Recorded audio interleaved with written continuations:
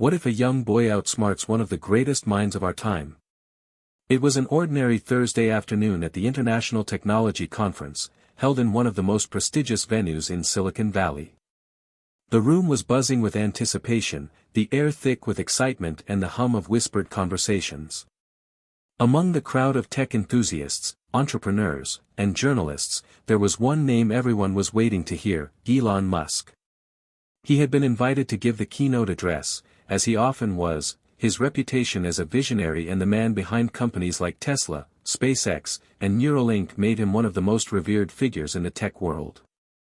The attendees sat in their seats, all eyes on the stage, ready to hear Musk's latest thoughts on the future of artificial intelligence, space travel, and the world-changing technologies he was pioneering.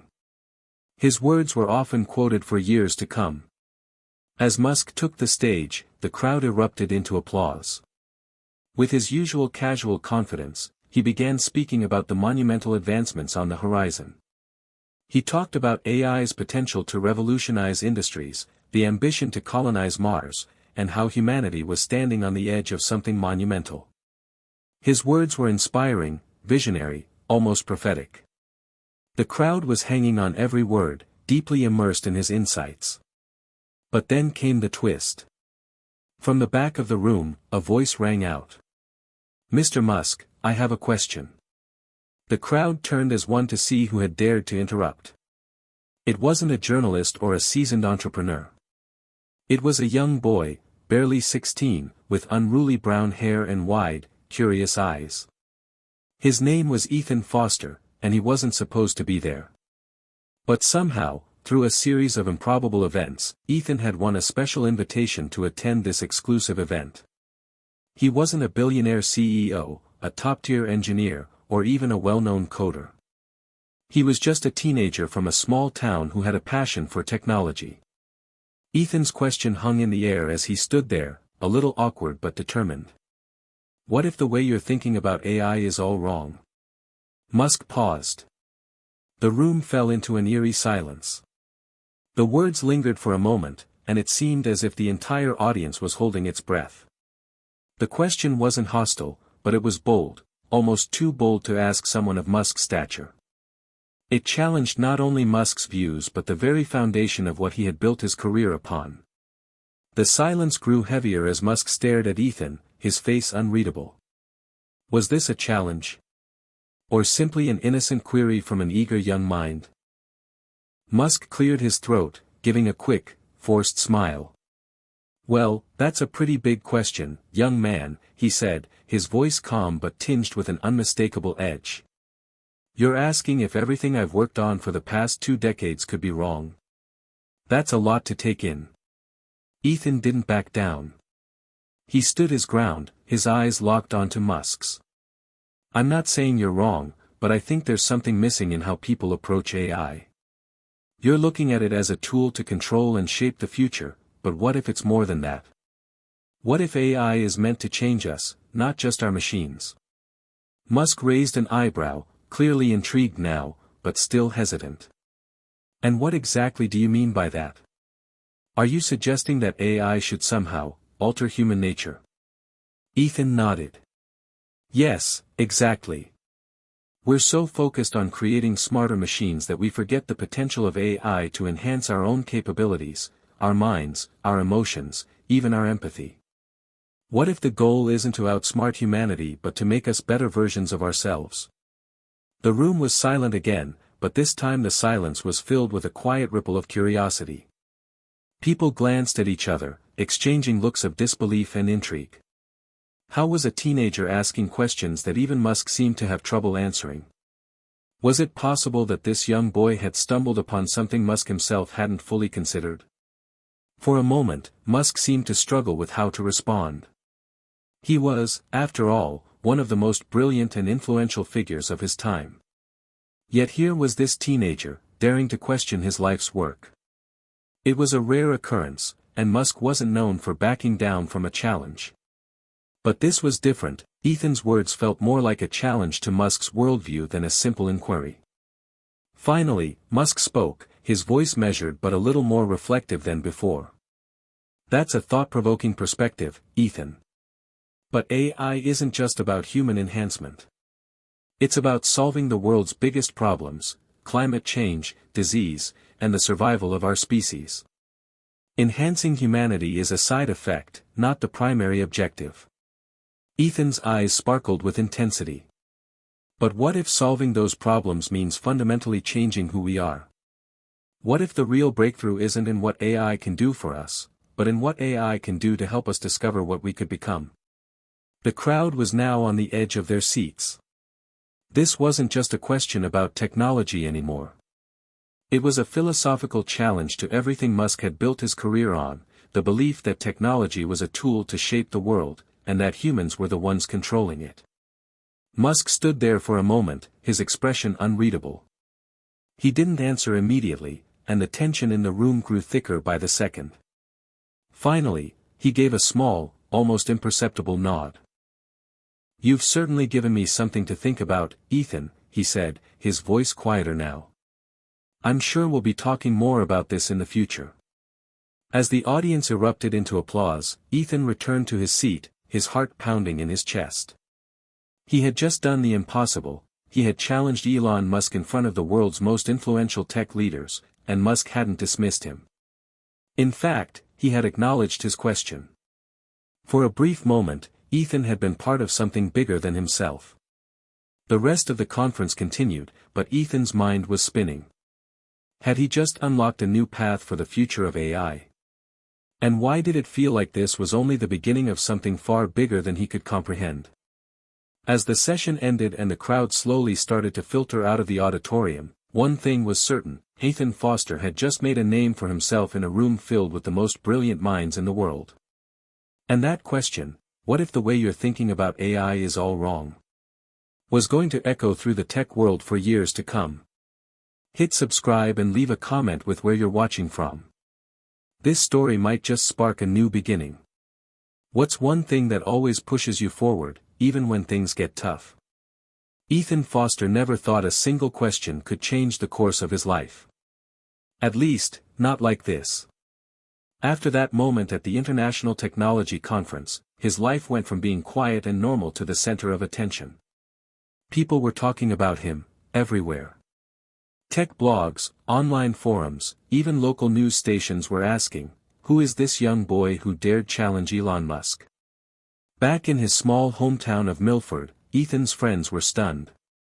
Most of them still couldn't wrap their heads around how he had ended up at a conference like that in the first place.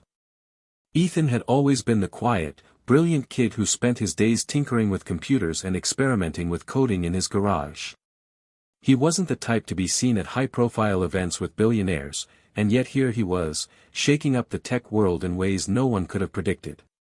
His phone wouldn't stop buzzing.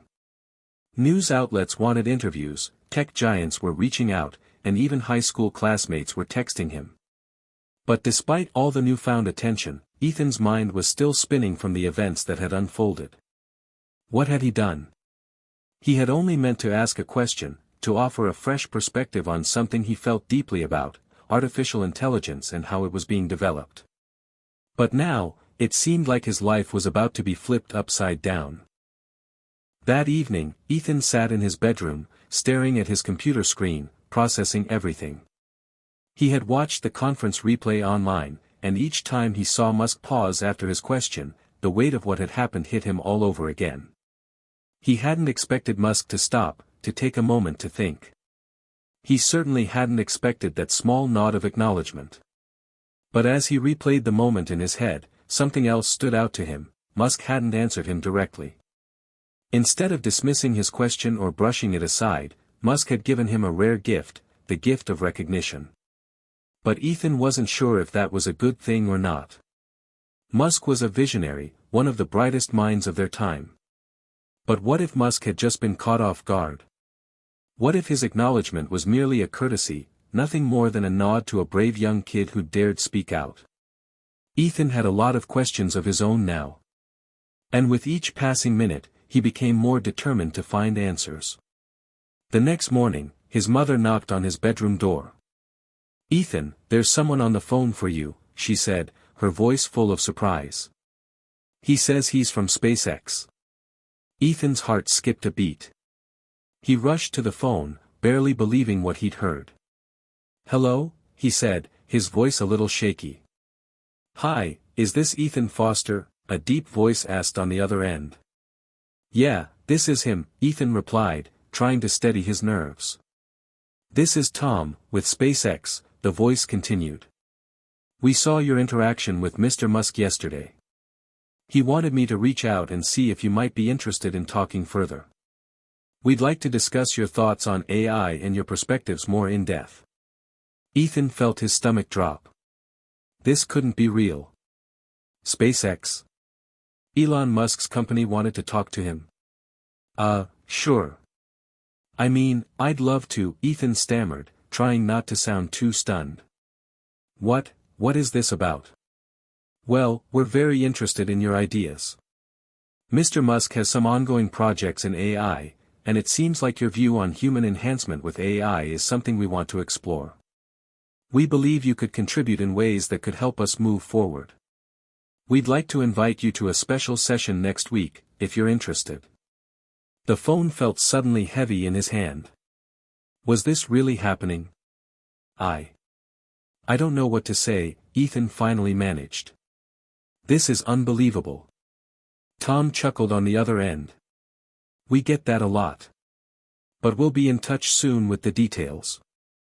We'll look forward to seeing you. Take care, Ethan. Before he could say anything else, the call ended, leaving Ethan standing there, holding the phone with shaking hands. His mind raced. Was this a joke? Was he being pranked? He glanced over at his computer, where an email from SpaceX was already waiting in his inbox, confirming everything Tom had just said. Over the next few days, Ethan's life became a whirlwind of meetings, calls, and online conversations. He couldn't walk down the street without people stopping him to ask about his conversation with Musk. Everyone from classmates to strangers had an opinion about his boldness, and while some admired him, others were skeptical. But no matter what people thought, one thing was clear: Ethan had made an impression. Still, there was something gnawing at him, a sense of unease that wouldn't go away. He couldn't stop thinking about Musk's reaction. It wasn't an outright rejection, but it wasn't a warm embrace either. Musk hadn't fully agreed with Ethan's perspective, not by a long shot. Instead, he'd passed the ball back to Ethan, challenging him to explain further, to back up his theory with more concrete ideas.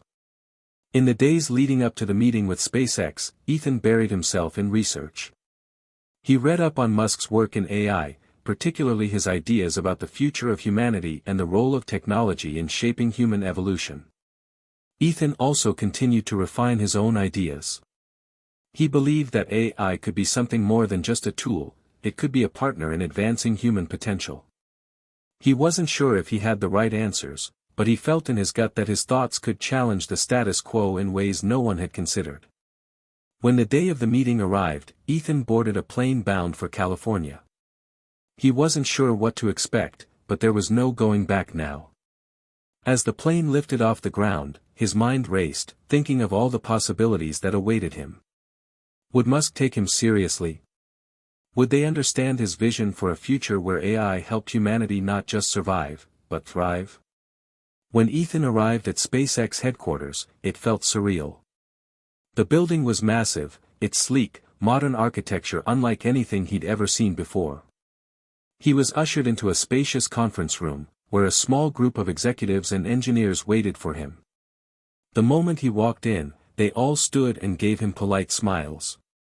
Among them was Tom, the man who had called him, and beside him was none other than Elon Musk. Musk extended his hand. "Ethan," he said, his voice calm but tinged with an intensity Ethan hadn't expected. "It's good to finally meet you in person." Ethan shook his hand, trying to steady his nerves. "Thank you for having me."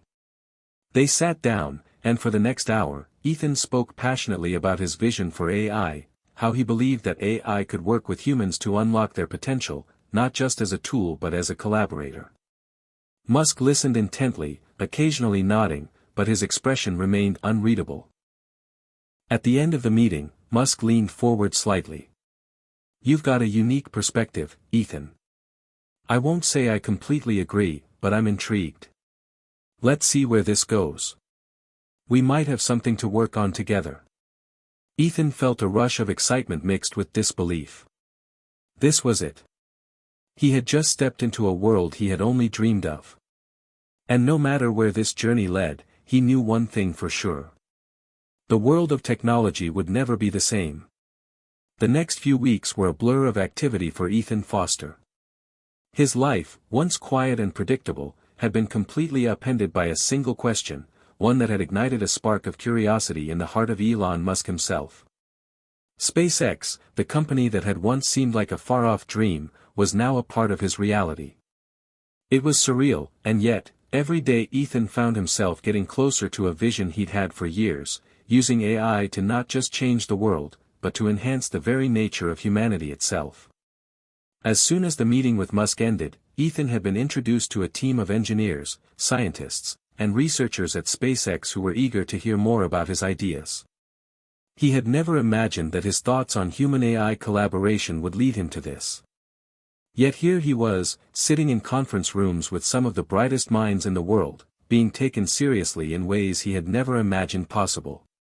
But even as the excitement built around him, Ethan couldn't ignore the underlying pressure. He had always been a thinker, someone who spent hours reading, coding, and experimenting in the quiet of his bedroom. But now he was expected to stand at the forefront of an entirely new movement, one that could change the course of human history. There were moments of doubt, moments when Ethan wondered if he was ready for this. Could he really challenge everything the tech world had built up to this point? Could he take on Musk, a man whose vision for humanity was already so established, and persuade him to see things differently? One evening, as he sat in his temporary office at SpaceX, Ethan was deep in thought, reviewing data from the latest AI models they had been testing. The algorithms were incredibly powerful, capable of solving problems humans had spent years trying to crack. Yet, there was a gap, a missing piece, that no one had addressed. They were using AI to solve complex issues like climate change, medical research, and space exploration, but there was no focus on how AI could work alongside humans to unlock their own potential. Suddenly, the door to his office opened. It was Tom, the SpaceX executive who had first contacted him. He walked in, closing the door behind him with a quiet click. "Ethan," Tom said, his tone serious but respectful. "I know you've been working on some pretty groundbreaking ideas. But I wanted to ask, have you considered the consequences of what you're proposing? Enhancing human abilities with AI, it's revolutionary, yes, but it's also risky." Ethan looked up from his screen, meeting Tom's gaze. "What do you mean?" Tom leaned against the desk.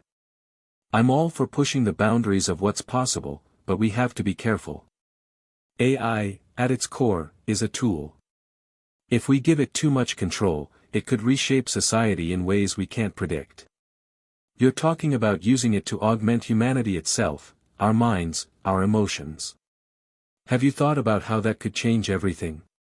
Ethan nodded slowly, feeling the weight of Tom's words. "I have. But I believe it's necessary. Humanity is reaching a point where we can't keep pushing the limits of technology without pushing the limits of ourselves as well. If we rely on AI to fix our problems, we're missing the bigger picture. What if AI is meant to elevate us? What if it's about empowering humans, not just solving problems?" Tom studied him for a long moment, and then he sighed. "You're asking a lot of people to take a leap of faith, Ethan. But I'll be honest, you've got something here. Musk is listening. And that's why we're giving you a shot to prove your theory." The next day, Ethan was summoned to a special session with Elon Musk himself. He had no idea what to expect. Would Musk continue to engage with his ideas? Would he dismiss them as just a naive dream of a young boy? As Ethan walked into the meeting room, he was greeted by Musk, who was sitting at the head of a large table. Several engineers were present as well, their attention focused on Ethan as he took a seat. Musk looked at him with a contemplative expression. "So, Ethan, you've had some time to think about your theory, and we've been following your progress. You've proposed a shift in how we see AI, not just as a tool for problem solving, but as a partner to humans, something that could enhance our cognitive abilities and emotional intelligence. But the question is, how do we make that leap? How do we make this idea real? Ethan felt his heart race. This was the moment he had been waiting for, the chance to present his ideas in full. He took a deep breath, collected his thoughts, and began speaking, his words flowing with conviction. I believe that we're on the edge of a new era, where AI doesn't just solve problems for us, it helps us become better versions of ourselves. Think about it, AI can already analyze vast amounts of data in a fraction of the time it would take a human. It can recognize patterns we miss, it can simulate outcomes before we even make a decision. But if we use AI in a way that enhances our brain functions, our emotional understanding, our ability to empathize, we could create a completely new class of human beings, people who can think and feel in ways we never thought possible. The room was silent as everyone processed Ethan's words. Musk remained quiet for a long time, his fingers tapping rhythmically on the table.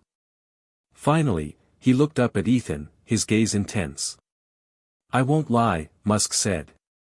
This is an intriguing idea. But it's also risky. We're talking about changing the very nature of what it means to be human. And that could have consequences we can't foresee. AI could enhance our intelligence, yes, but it could also lead to new inequalities, new divisions in society. Ethan nodded. I know the risks. But the benefits could far outweigh them. Imagine a world where people with disabilities could use AI to overcome their limitations.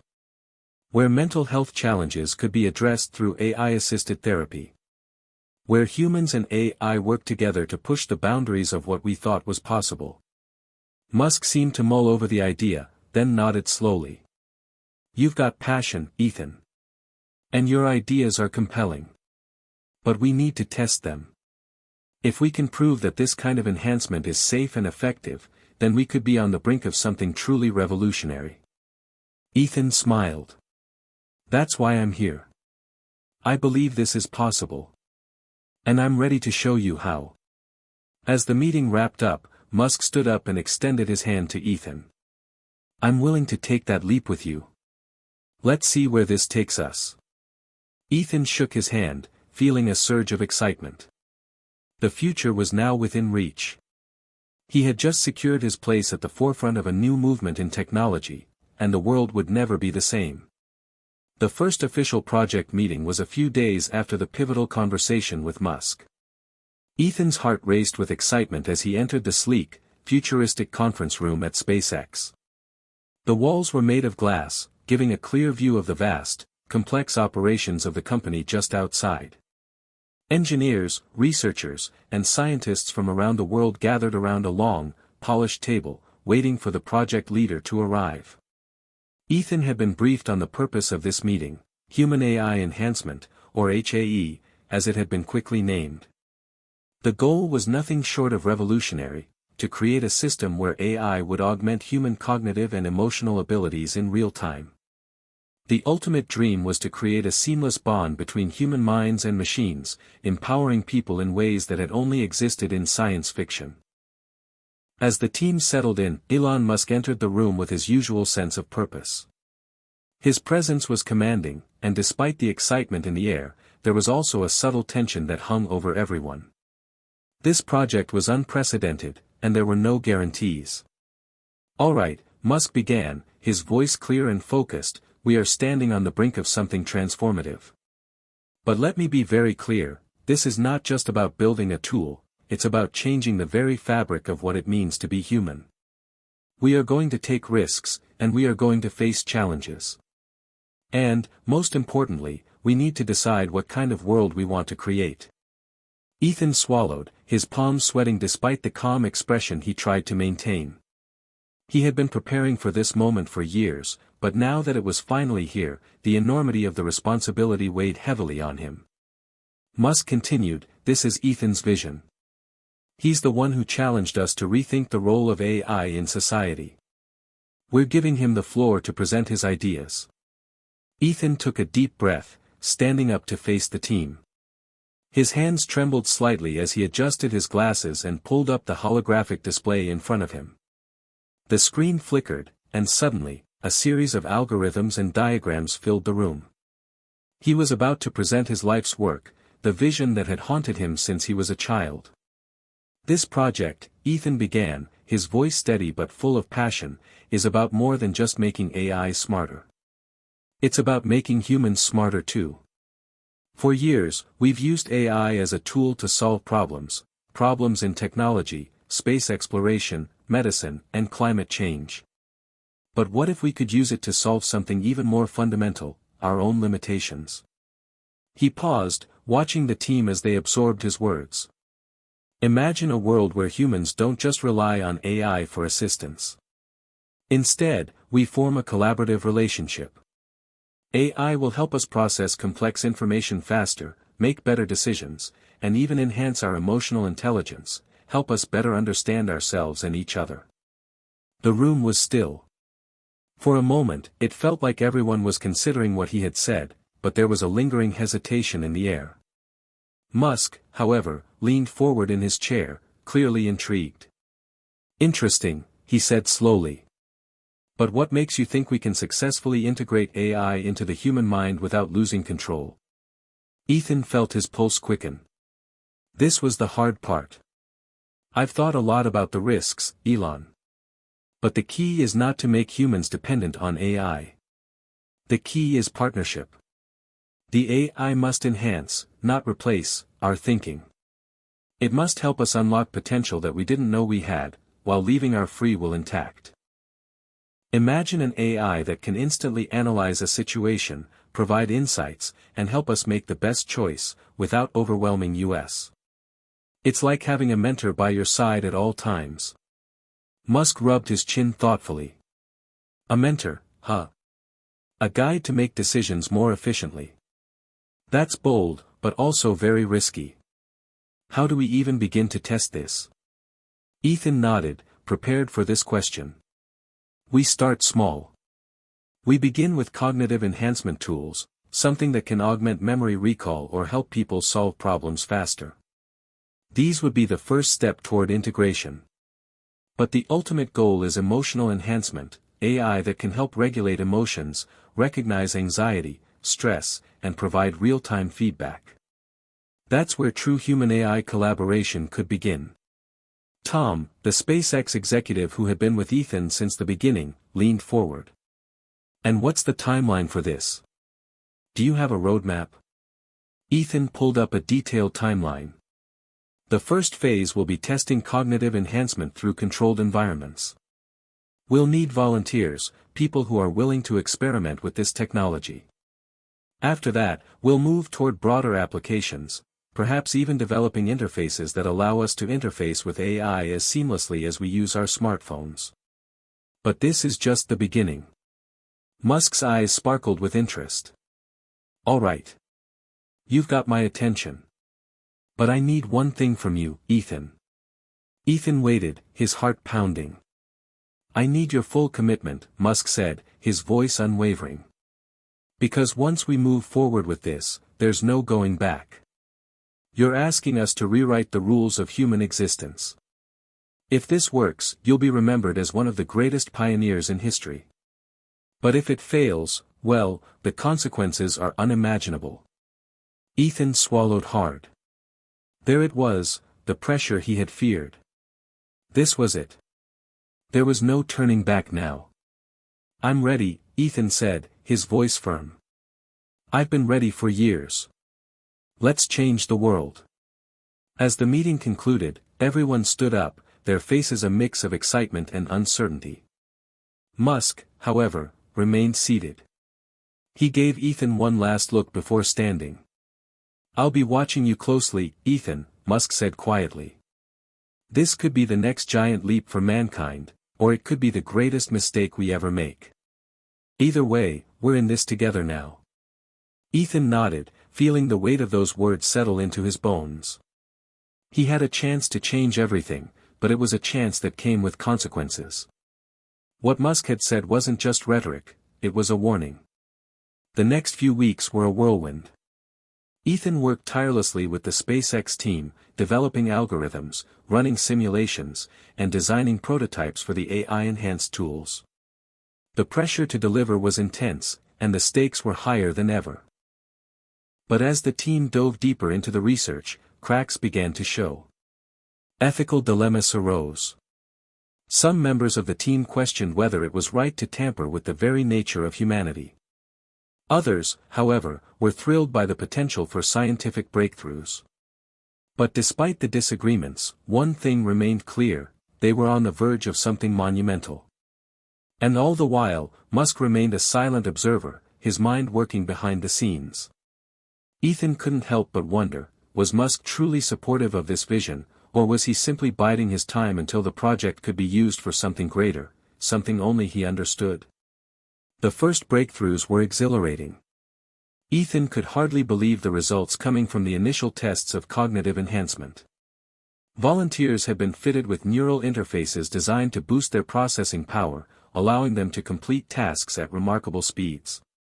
One participant had doubled their ability to recall facts in a matter of minutes. Another, whose problem-solving skills had once been average, now found themselves solving complex puzzles effortlessly. But with every victory came new questions. As the project gained traction, it became apparent that while the cognitive enhancements were impressive, they didn't come without side effects. Some participants reported feeling disoriented, almost dizzy, as if their minds were racing faster than their bodies could keep up. Others experienced emotional instability, moments of intense euphoria followed by deep depression. Ethan had anticipated some psychological effects, but the magnitude of these symptoms was far greater than expected. It was one late evening, when Ethan was reviewing test results in his lab, that he received the first alarming report. Dr. Lucia Ramos, one of the lead neuroscientists, called him into her office. "Ethan," she began, looking over the data with concern.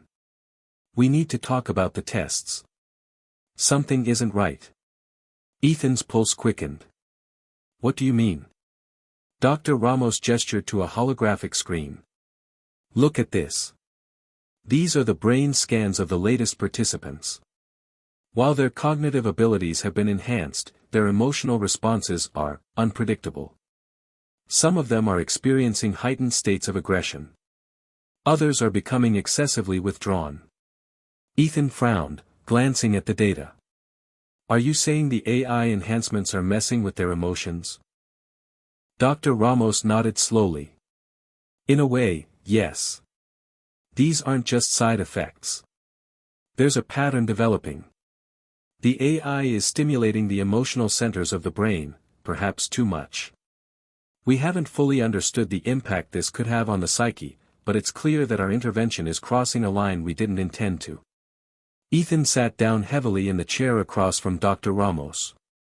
He had spent so much time focusing on cognitive improvements that he hadn't fully considered the emotional ramifications of integrating AI with the human brain. The human mind wasn't just a machine, it was intricate, delicate, and influenced by countless factors. "We need to pause the trials," Dr. Ramos insisted. "We can't keep pushing forward without a clearer understanding of what's happening inside their heads." But as Ethan was about to respond, a voice came through the speaker on Dr. Ramos's desk. "It's too late for that." It was Elon Musk. Ethan's stomach dropped. "What do you mean?" "We need to reassess the data. The tests are showing signs of serious complications." Musk's voice was calm, but there was a coldness to it. "I'm aware of the complications, Ethan. And I'm not surprised by them. The brain is far more complicated than we imagined. But we're at a crossroads now. Stopping the trials would be a step backward. We can't afford that." Ethan felt his frustration rising. "Elon, people's lives are at stake. This is exactly why we need to understand the risks more deeply. We can't push forward blindly." Musk's response was sharp, and for the first time, Ethan could sense the tension in Musk's voice.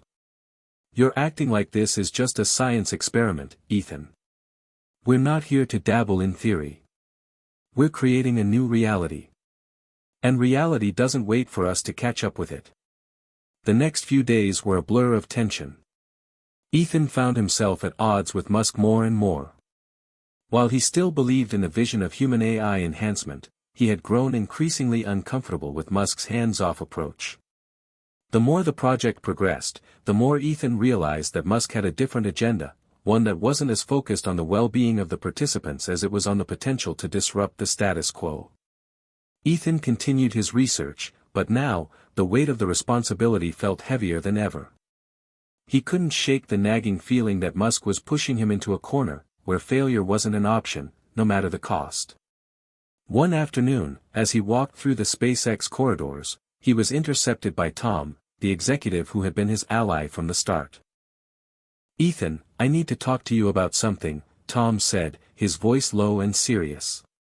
Ethan glanced around, making sure no one was listening. "What's going on?" Tom motioned for him to follow into a small conference room. Once inside, he shut the door and turned to face Ethan. "It's about Musk.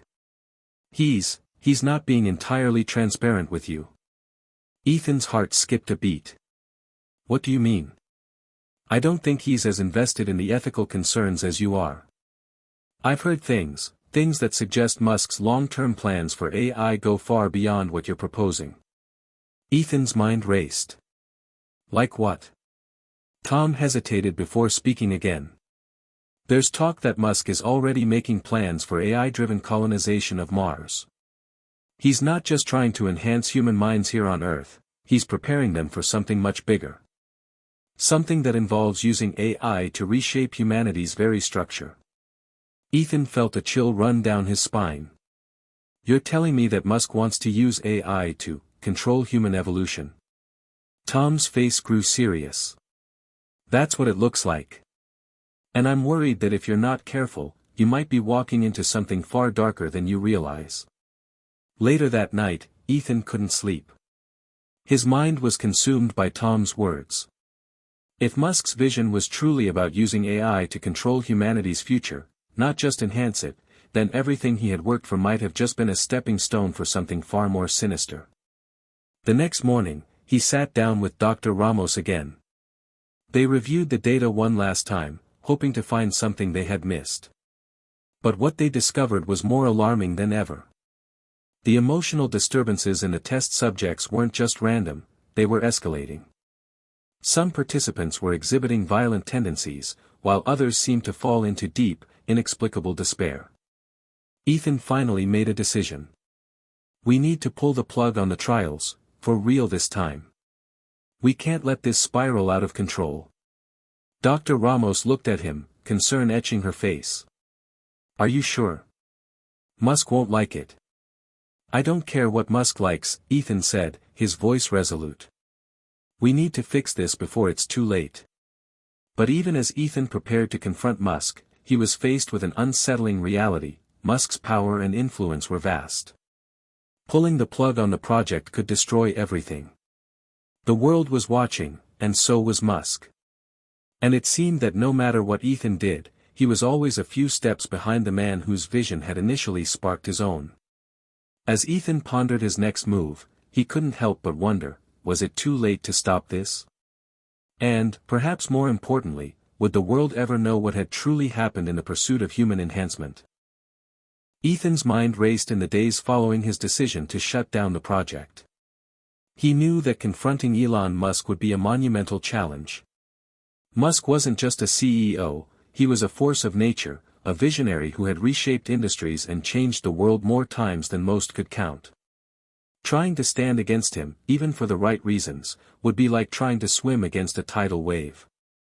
But as the clock ticked on, Ethan couldn't shake the growing sense of dread. Each test subject, each piece of data, seemed to prove that they were on the verge of something groundbreaking, and terrifying. The human mind was being altered in ways that no one could have predicted, and the emotional instability in the test group was growing more pronounced. Dr. Ramos had been the first to raise concerns, but Ethan knew deep down that it wasn't just the emotional instability he feared, it was the ethical implications of using AI to alter the very essence of what it meant to be human. Late one evening, as Ethan sat alone in his lab, the silence of the room was shattered by the soft chime of his phone. It was a message from Tom, the SpaceX executive who had warned him about Musk's larger plans. "Ethan, you need to come to my office.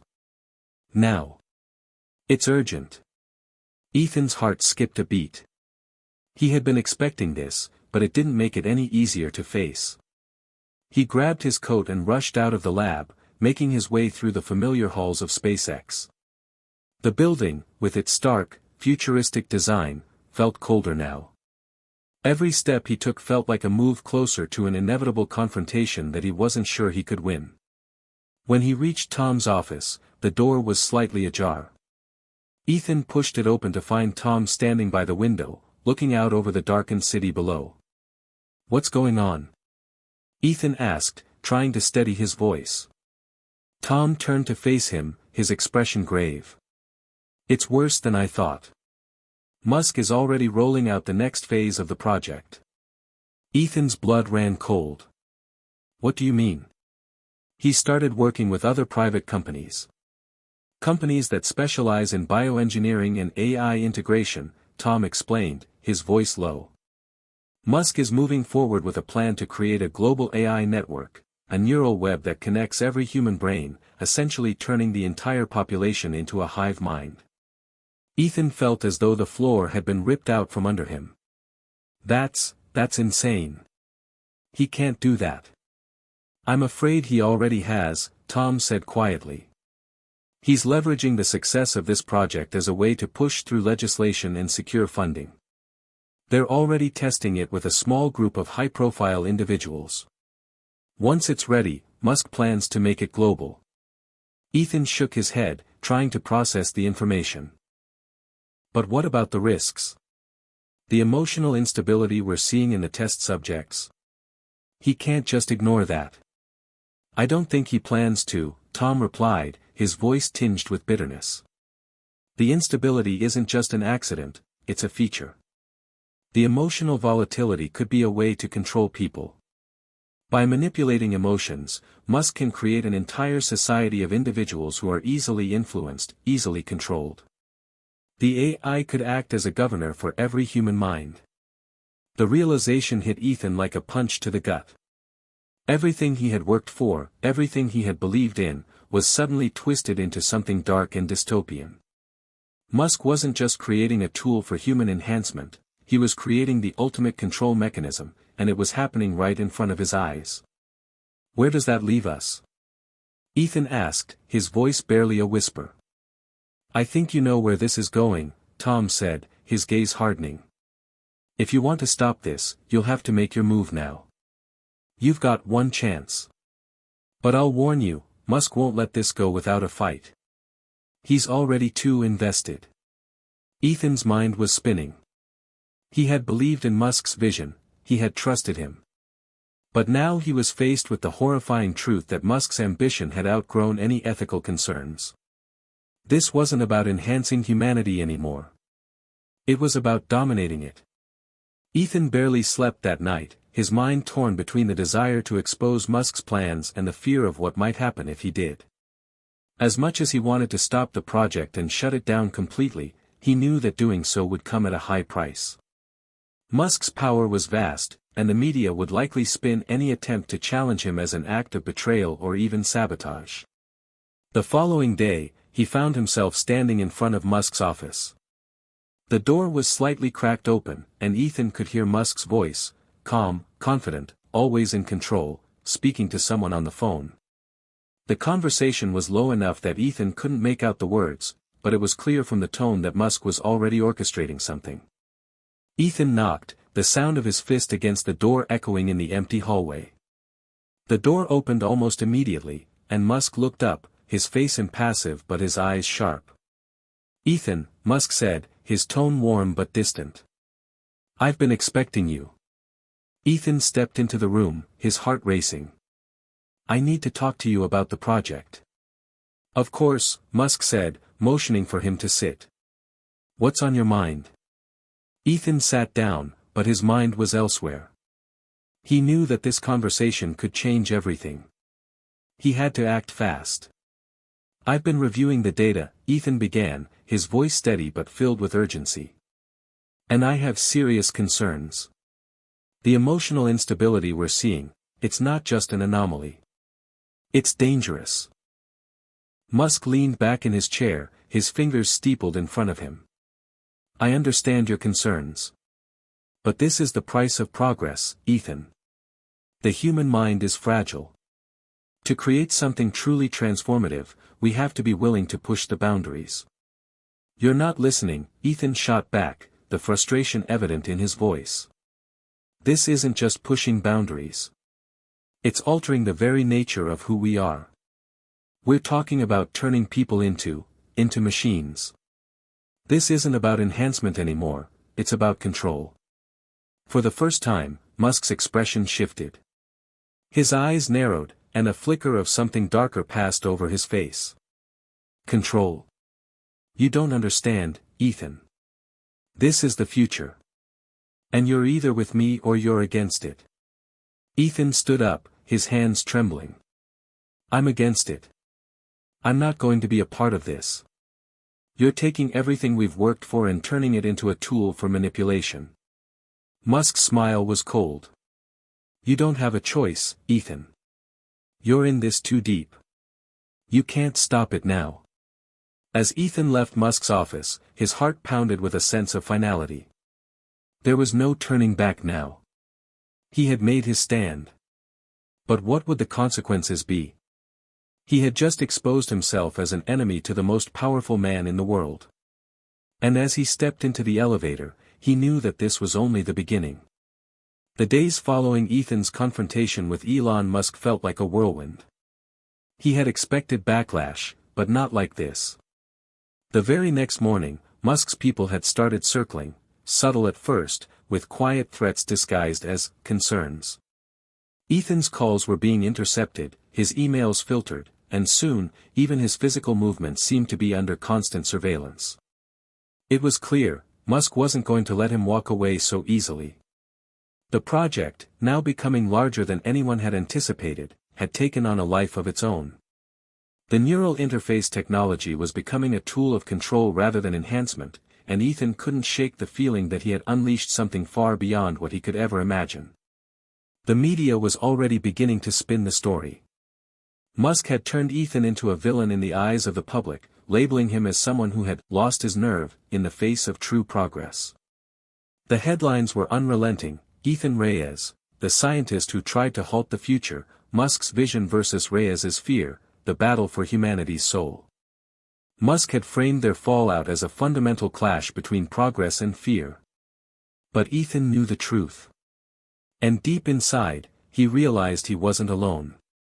He might not have the power Musk did, but he had something just as valuable, the truth. It was only a matter of time before he found others who shared his vision, and were willing to take a stand. That night, Ethan sat at his desk, scanning through encrypted messages on his laptop. Tom had sent him a secure contact, someone with access to a network of individuals who had quietly opposed Musk's growing influence. At first, Ethan had hesitated. Could he really trust these people? Musk had so many allies, so many hidden operatives, that trusting anyone without a thorough background check seemed reckless. But desperation forced him to take the risk. The encrypted message led him to a phone number. After a long moment of hesitation, he dialed it. The phone rang twice before a voice answered, gruff, tired, but with a quiet authority that immediately put Ethan on edge. Reyes, the voice asked. Yes. Ethan Reyes, he replied. Are you who I think you are? The voice chuckled, but it wasn't a laugh that conveyed amusement. It was more like an understanding, a shared burden. You've been looking for answers, haven't you? Don't worry, I'm not your enemy. In fact, I think you've just made the first step towards something much bigger than yourself. Ethan's pulse quickened. Who are you? A group of us have been keeping an eye on Musk for years. We've seen what he's building, and we've watched as he's slowly woven a web around the world's governments, corporations, and media.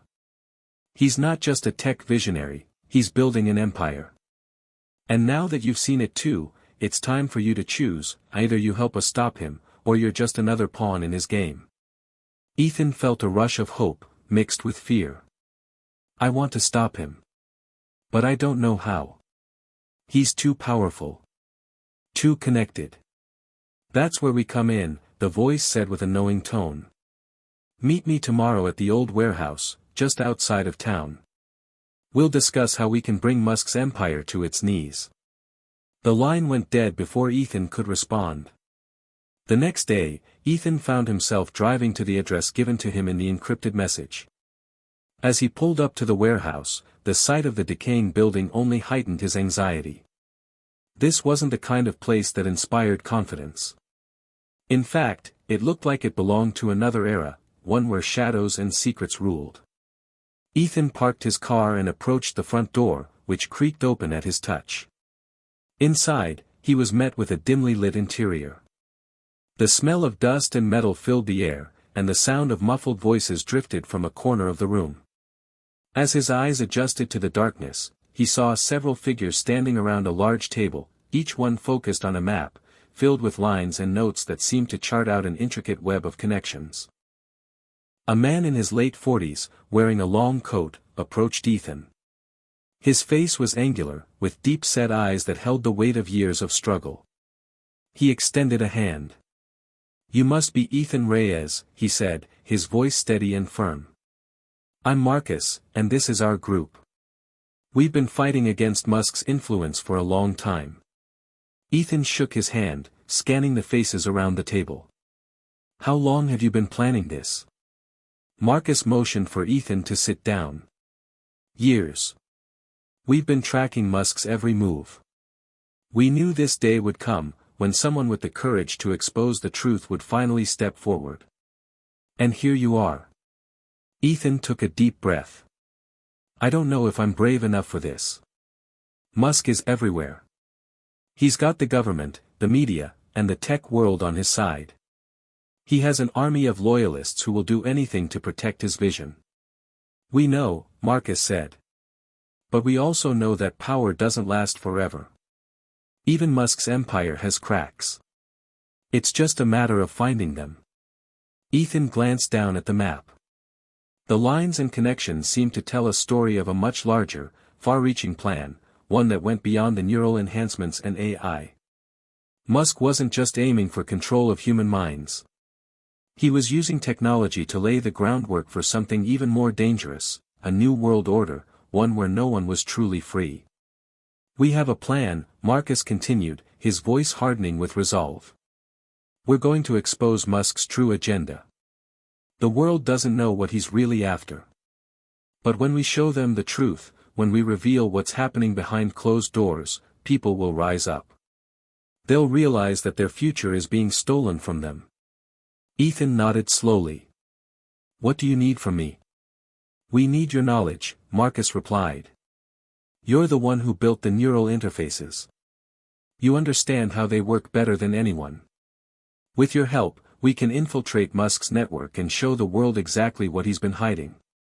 For the first time in weeks, Ethan felt something stir inside him, a flicker of hope. He wasn't alone anymore.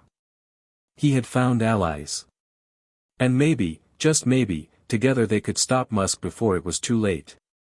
That night, Ethan lay in bed, his mind racing with the possibilities. He had joined the resistance, and the first step was clear: expose Musk's empire. But as he thought about the dangers ahead, one question kept circling in his mind: how far was Musk willing to go to maintain control? And more importantly, what price would Ethan have to pay to stop him? The next few days felt like a blur of late-night strategy sessions, hurried plans, and constant surveillance. Ethan barely slept. Every minute was spent analyzing the information they had, trying to figure out how to infiltrate Musk's network without being caught. But the task ahead of them was monumental. It wasn't just about gathering data, it was about exposing Musk's secret plan to the world, and it had to be done before he could launch the final phase. The resistance, which had been operating under the radar for years, was now working with a newfound sense of urgency. Marcus, the leader of the group, had a plan. It wasn't pretty, but it was their only shot. They were going to infiltrate Tesla's headquarters, where Musk had recently begun consolidating control over all of his most sensitive operations. From there, they would access the central server, extract the information that proved Musk's intentions, and broadcast it to the world. Ethan knew the risks. Getting into Tesla's headquarters wasn't going to be easy. The building was fortified, filled with high-level security, and protected by an army of Musk loyalists. They would need insider access, someone on the inside who could help them bypass the layers of security. Enter Sarah, a former Tesla employee who had worked under Musk's personal oversight. She was brilliant, and more importantly, she had a reason to want to bring Musk down. During her time at Tesla, Sarah had discovered discrepancies in the company's financial statements, proof that Musk was funneling money into covert projects, including the neural web. When she had tried to report it, she was quietly forced out, her reputation smeared. Sarah had agreed to help the resistance, but there was no question she was taking a risk. If Musk found out about her involvement, she would be finished. The plan was simple: they would use her knowledge of the Tesla building's security systems to gain access to the central server. From there, Ethan would upload a virus, one he had created with the help of the Resistance's tech experts, that would extract the data they needed. The night of the operation, Ethan felt the weight of the moment. He wasn't sure if it was the adrenaline coursing through his veins or the gnawing fear in the pit of his stomach, but something told him that tonight was going to change everything. If they succeeded, they would have the power to expose Musk. If they failed, well, failure meant more than just defeat. It meant a future where Musk's vision of a controlled, neural-linked world could become a reality. Sarah had given them the access codes, and after a few days of preparation, they were ready. The group gathered in a nondescript van, parked several blocks away from Tesla's headquarters. Inside, the tension was palpable. Marcus stood by the door, keeping a lookout, while the rest of the team ran over the plan one last time. "Remember," Marcus said, his voice low and steady. "This is a one-shot deal. If we're caught, it's over. We'll never get another chance." Ethan nodded, swallowing his fear. "Let's do it." The streets were quiet as they approached the Tesla campus under the cover of night. The building loomed in the distance, sleek, modern, and imposing. The guards on duty were alert, and the security cameras constantly swept over the perimeter. But Sarah had given them just enough information to exploit a weakness in the security system, a blind spot that would allow them to slip in undetected. They parked the van in an alleyway and made their way toward the back entrance, where Sarah used a set of stolen credentials to bypass the first layer of security. The door clicked open with a faint hiss, and they were inside. Ethan's heart pounded as they moved through the dimly lit hallways, the sound of their footsteps echoing in the silence. They couldn't afford to make a single mistake. Every corner they turned felt like they were getting closer to their goal, but also deeper into enemy territory.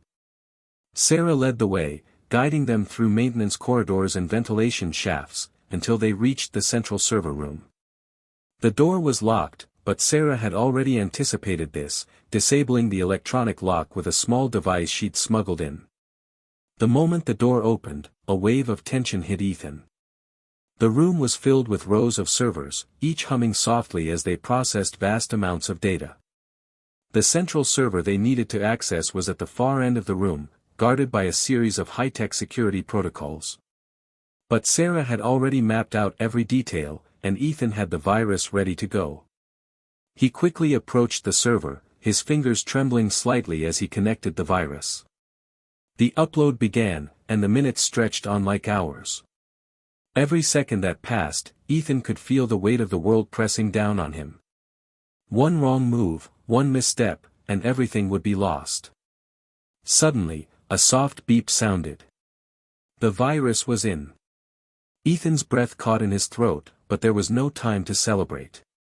They had just 30 seconds to get out before the system initiated a lockdown. Sarah led them back toward the exit, her eyes darting nervously as they retraced their steps. But when they reached the maintenance corridor, a loud voice suddenly rang out, breaking the silence. "Freeze! Hands where I can see them." Ethan's heart stopped. The security guards had found them. Without thinking, Marcus pushed Ethan and Sarah forward, shouting, "Run!" They sprinted down the hallway, their footsteps pounding against the cold floor. The guards gave chase, their voices growing louder as they approached. Ethan's mind raced as they turned a corner, desperate for an escape route. But as they rounded another bend, they found themselves face to face with a wall of security officers. It was a dead end. For a split second, it felt like all hope was lost. But then, Sarah pulled something from her bag, a small device. She pressed a button, and the wall of security officers disappeared. It wasn't a wall at all, it was a hologram. "Go! Go!" she screamed, pulling Ethan and Marcus forward. The hologram flickered out of existence, revealing the real exit. They dashed through the open door and into the night. Breathing heavily, Ethan looked back at the Tesla campus, barely visible in the distance. They had done it. They had gotten the data. But even as they made their way to the van, Ethan couldn't shake the feeling that this was just the beginning.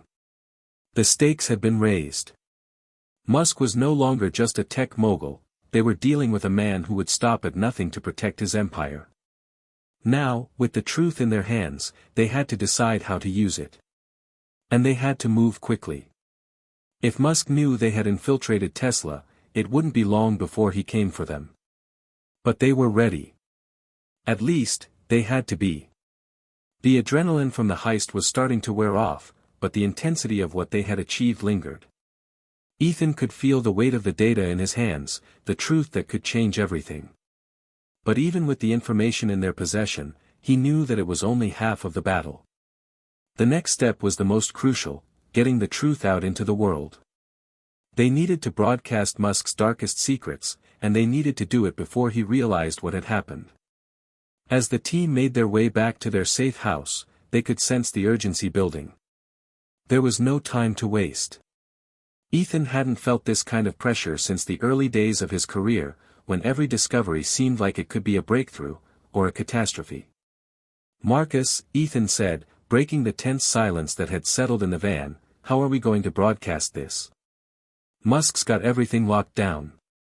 If we just send it out, it's going to get buried." Marcus, who had been absorbed in his thoughts, turned to him with a steely expression. "We've got a plan. We've been working on this for a while. We've got an underground news network that's been waiting for something like this. They'll broadcast the data globally. But the catch is, we can't just upload it and hope for the best. We need to make sure Musk knows we did it, too." Ethan frowned. "You want to provoke him?" Marcus nodded. "If we just release the data quietly, Musk can write it off. He'll control the narrative, as he always does. But if we make a statement, if we show the world that we're coming for him, that'll make him move. It'll force his hand."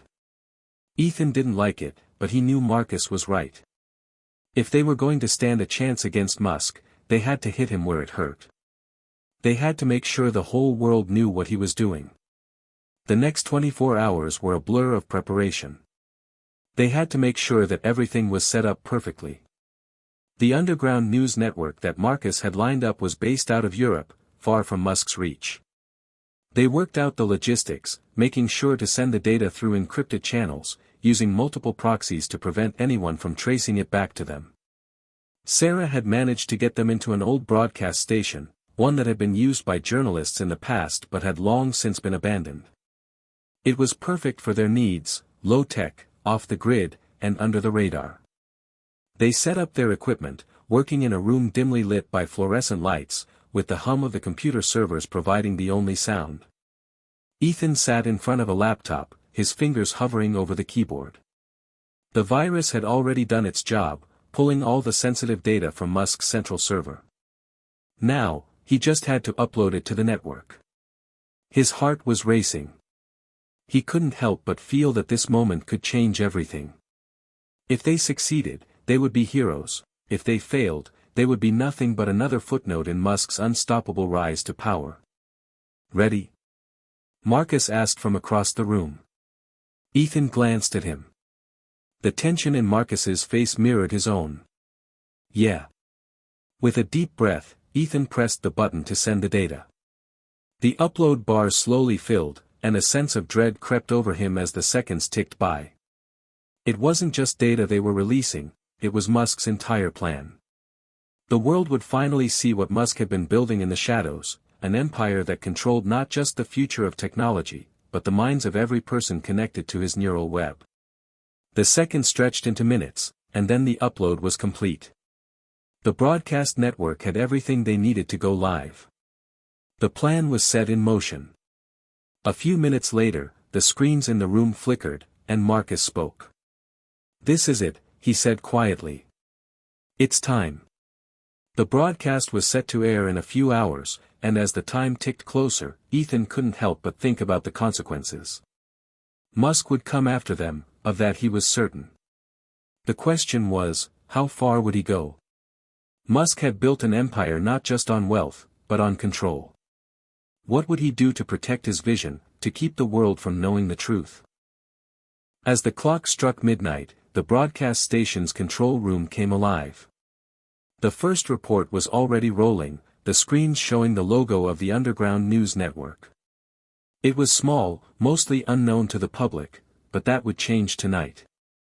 The host, a calm and professional journalist, appeared on screen. "Good evening," the journalist began, "and welcome to a special broadcast brought to you by Global Resistance Network. Tonight, we have exclusive footage that will shake the very foundations of one of the world's largest tech empires. We've uncovered the truth about Tesla and its visionary CEO, Elon Musk. What you're about to see will change everything." Ethan's eyes were glued to the screen. He could feel his heart beating faster as the journalist continued. What began as a revolutionary technology, designed to enhance human lives through the neural web, has evolved into something far more sinister. Behind closed doors, Musk has been building an empire, one that doesn't just control the future of AI and technology, but the future of human freedom itself. The screen cut to footage of the Tesla headquarters, taken by undercover operatives within the company. The footage was grainy, but clear enough to show high-level meetings where Musk and his closest associates discussed how they were using the neural web to control human thought and behavior. There were confidential memos, emails, and blueprints, proof that Musk had been manipulating the global economy and governments to achieve his goals. Ethan's heart raced. This was it. The world would finally know. The broadcast continued with the disturbing details of Musk's plans, how he intended to link every person on the planet to his neural network, using his technology to not only enhance human capabilities but to monitor and control their every action, thought, and emotion. The data they had retrieved showed the extent of Musk's surveillance network, a system so pervasive it could track every movement, every conversation, every transaction. The broadcast had just begun, but already, the reactions were pouring in. Ethan could see the notifications on his phone lighting up. The resistance team had set up emergency communications to track global responses in real time. Social media was exploding, news outlets were picking up the story, and the world was starting to take notice. But just as Ethan began to feel a sense of relief, the room went dark. An alarm blared, and the control center's lights flickered on and off. Panic spread quickly through the group as the doors slammed shut with a deafening thud. Someone had triggered the lockdown. Ethan's eyes widened.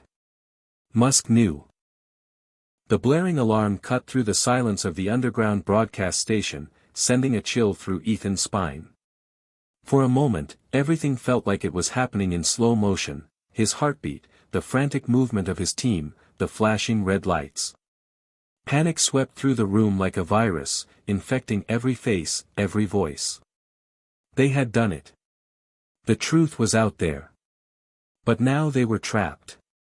The heavy sound of reinforced doors locking echoed in the corridors. It was Musk's doing, there was no doubt about it. He had activated a lockdown. Ethan's mind raced. What now? Move. Get to the back exits. Marcus barked, grabbing Ethan's arm. We've got to get out before they seal us in here. Sarah was already running towards the back hall, her movements sharp and purposeful. She had been here before. She knew the station like the back of her hand. She turned quickly, catching Ethan's eye. This way. The group bolted down the dimly lit corridor, the sound of their footsteps reverberating off the concrete walls. Behind them, the heavy doors continued to seal shut, and above them, the alarms screamed louder. There was no time to waste. Every second felt like a countdown to something they couldn't control. I thought we were safe here. Ethan shouted as they sprinted. It was never going to be safe, Marcus replied, gritting his teeth. Musk has eyes everywhere. And now he's going to come for us, full force.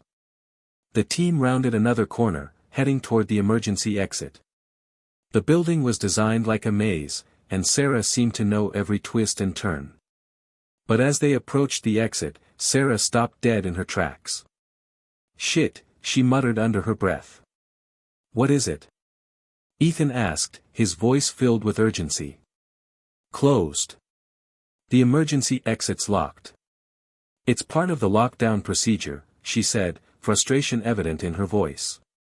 Before anyone could react, the sounds of footsteps, heavy and purposeful, echoed from the far end of the hallway. The security forces were closing in. We need to move. Now, Marcus ordered. The team split up, diving into side passages and doorways in an attempt to avoid being cornered. The tension in the air was suffocating, and Ethan could hear his breath growing faster, more ragged as they ran through the labyrinth of hallways. He had never been in a situation like this before. He'd cracked codes, uncovered secrets, but never had he been the one running for his life. Never had he been on the other side of the gun. A voice came through a nearby intercom, cold and detached. This is your final warning. You have 10 minutes to surrender. Any attempt to escape will be met with force. 10 minutes, Sarah muttered, looking down at her watch. That's not much time. We'll be fine, Marcus said, though his voice didn't carry the usual confidence. Just stick to the plan. They rounded a corner, and for a split second, Ethan thought they might make it. But then, from behind them, they heard a loud crash. The sound of boots pounding on the floor grew louder. Musk's guards had found them. Down! Sarah hissed, grabbing Ethan by the arm and yanking him into an open maintenance closet. They squeezed into the cramped space, trying to stay as quiet as possible. The door slid shut, and for a moment, everything went deathly still. The only sound was the rapid beating of Ethan's heart. Ethan leaned against the wall, trying to steady his breathing. His mind was racing, but there was no time to think, only to survive. Shit, Marcus whispered. This is bad. We need a way out of here. Through the cracks in the closet door, Ethan could see a team of guards storming down the hallway, their flashlights sweeping across the area. It wouldn't be long before they checked every room. Sarah was already at work, pulling at the ceiling tiles above their heads. She managed to pop one free with a few swift movements. There's a crawl space above us, she said, her voice low. We'll need to climb up and move fast. Ethan hesitated for just a second. The thought of crawling through tight spaces in the dark was enough to send a shiver down his spine, but there was no other choice. If they didn't make it out, the broadcast would be the least of their problems. Up you go, Sarah said, motioning to Marcus. With no time to argue, Marcus boosted himself up into the crawl space, followed quickly by Sarah. Ethan hesitated for a moment before following them, crawling through the narrow gap in the ceiling. It was cramped and dark, and the air smelled of old dust and rust. But at least it was quiet. For now. They crawled in silence, the only sound their labored breathing and the occasional creak of the ceiling as they moved. Ethan couldn't help but feel a sense of urgency. The guards weren't far behind. The team had only a few minutes before they were caught. Finally, after what felt like an eternity, Sarah stopped. Here, she whispered. There's a vent shaft up ahead. We'll use it to get to the rooftop. Ethan didn't question her. Every move was calculated, precise. She knew the station better than anyone.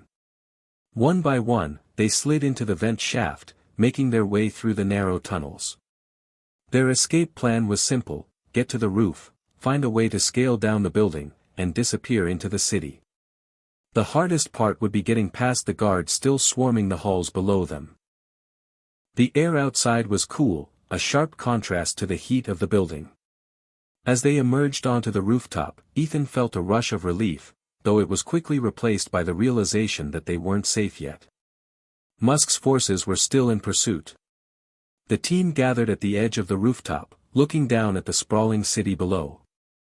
The lights of the city twinkled in the distance, but Ethan's focus was solely on the building before them.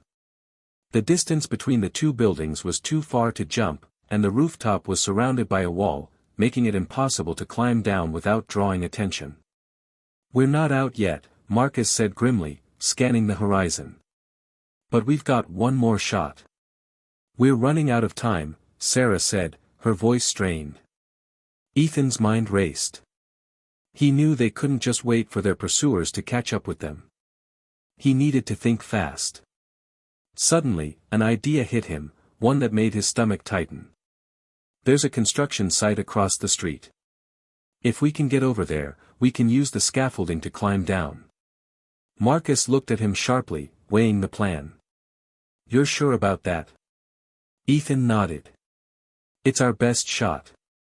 The team quickly moved into position, gathering their gear. But as they took their first step toward the edge of the roof, a loud, shrill siren cut through the air. "Musk's forces are already closing in on us," Sarah muttered. Ethan turned to face her.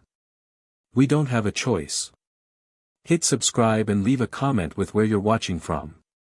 This story might just spark a new beginning. What's one thing that always pushes you forward, even when things get tough? The air was thick with tension as Ethan, Marcus, and Sarah made their way toward the construction site across the street. Every step felt like it could be their last. The sound of their footsteps was drowned out by the rising cacophony of sirens and the distant roar of engines. Musk's forces were closing in, he was pulling out all the stops. This wasn't just about the broadcast anymore, it was personal. Ethan could feel his heart pounding in his chest. His mind was racing. The data they had released was already going viral, news outlets were scrambling, politicians were tweeting, and the underground movement was growing by the second. But with Musk's empire and resources, the fight was far from over. "We need to hurry," Marcus hissed, glancing over his shoulder at the rooftop they had just come from. "They're already starting to mobilize." The night was their only ally. The darkness shielded their movements, but it also made them more vulnerable. They had no idea how much time they had before Musk's forces would be on them. The construction site loomed ahead, just a few more steps. A maze of scaffolding stretched toward the sky, providing the perfect cover to get out of sight. But as they approached, Ethan's instincts kicked into overdrive. He slowed his pace, motioning for the others to stop. "Wait," he whispered, squinting into the dimly lit space ahead. In the distance, he could see figures moving beneath the construction site's entrance. Musk's men. They were already there. "We've got company," Ethan said softly, his voice tight. "They're waiting for us." "Damn it," Sarah muttered under her breath. She crouched low, her eyes darting around as she searched for another way in. "We can't let them catch us. If we go in the front, we're dead." "Back entrance," Marcus suggested, pointing to a dark alley that ran along the side of the construction site. Ethan didn't hesitate. "Let's move." They made their way to the alley as quietly as possible, staying close to the walls to avoid detection. Every creak of metal, every gust of wind felt like a warning. The team had always been good at staying under the radar, but now, with Musk's resources bearing down on them, even the smallest mistake could be their last. Ethan's eyes were trained on the construction site, looking for the best path through the scaffolding. It was the only option they had. If they could climb to the top, they might be able to jump across to another building. They needed to get away from Musk's men, but they also needed to get back to the city's underground network before Musk could move fast enough to shut them down completely. They reached the back of the construction site, and there, as promised, was a weak point in the security. A rusted gate that had been left ajar. Perfect. After you, Marcus said, ushering Sarah forward. They squeezed through the gate, one by one, and into the heart of the construction zone. The scaffolding rose around them like a maze of steel beams, the sounds of their footsteps muffled by the low hum of the city. The air felt thick with dust and the smell of oil. Sarah led the way, scaling the nearest ladder with the fluidity of someone who had done this many times before. Marcus followed closely behind, with Ethan right on his heels. They climbed higher, their bodies tight with the strain, trying to make as little noise as possible. Just as Ethan reached the top, a shout echoed from below. "Stop right there." It was one of Musk's men. The voice was close, too close. Ethan's pulse spiked. He wasn't sure how many of Musk's forces were out there, but it was clear they were closing in fast. The team had no time to waste. They had to keep moving.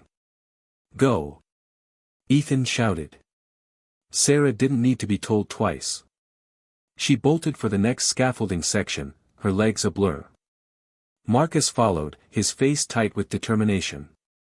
But Ethan hesitated for just a fraction of a second. His mind was racing. Where were the others? Were they trapped?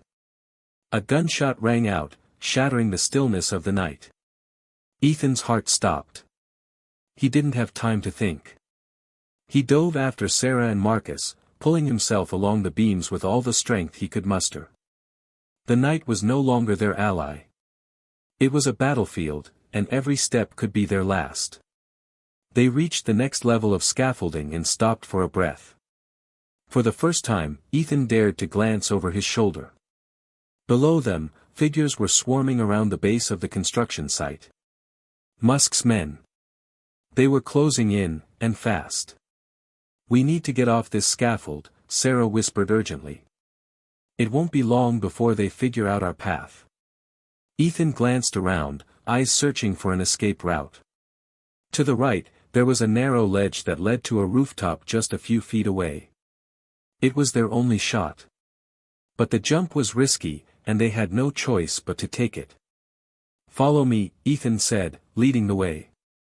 Without waiting for the others to respond, Ethan ran to the edge and launched himself toward the rooftop. His feet hit the ground with a hard thud as he barely managed to catch the ledge. The jump had been close, but he'd made it. Sarah and Marcus followed suit, landing with less grace but no less urgency. The rooftop provided them with temporary cover. From there, they would have a better view of the city's grid, and a better chance to slip through the cracks and disappear.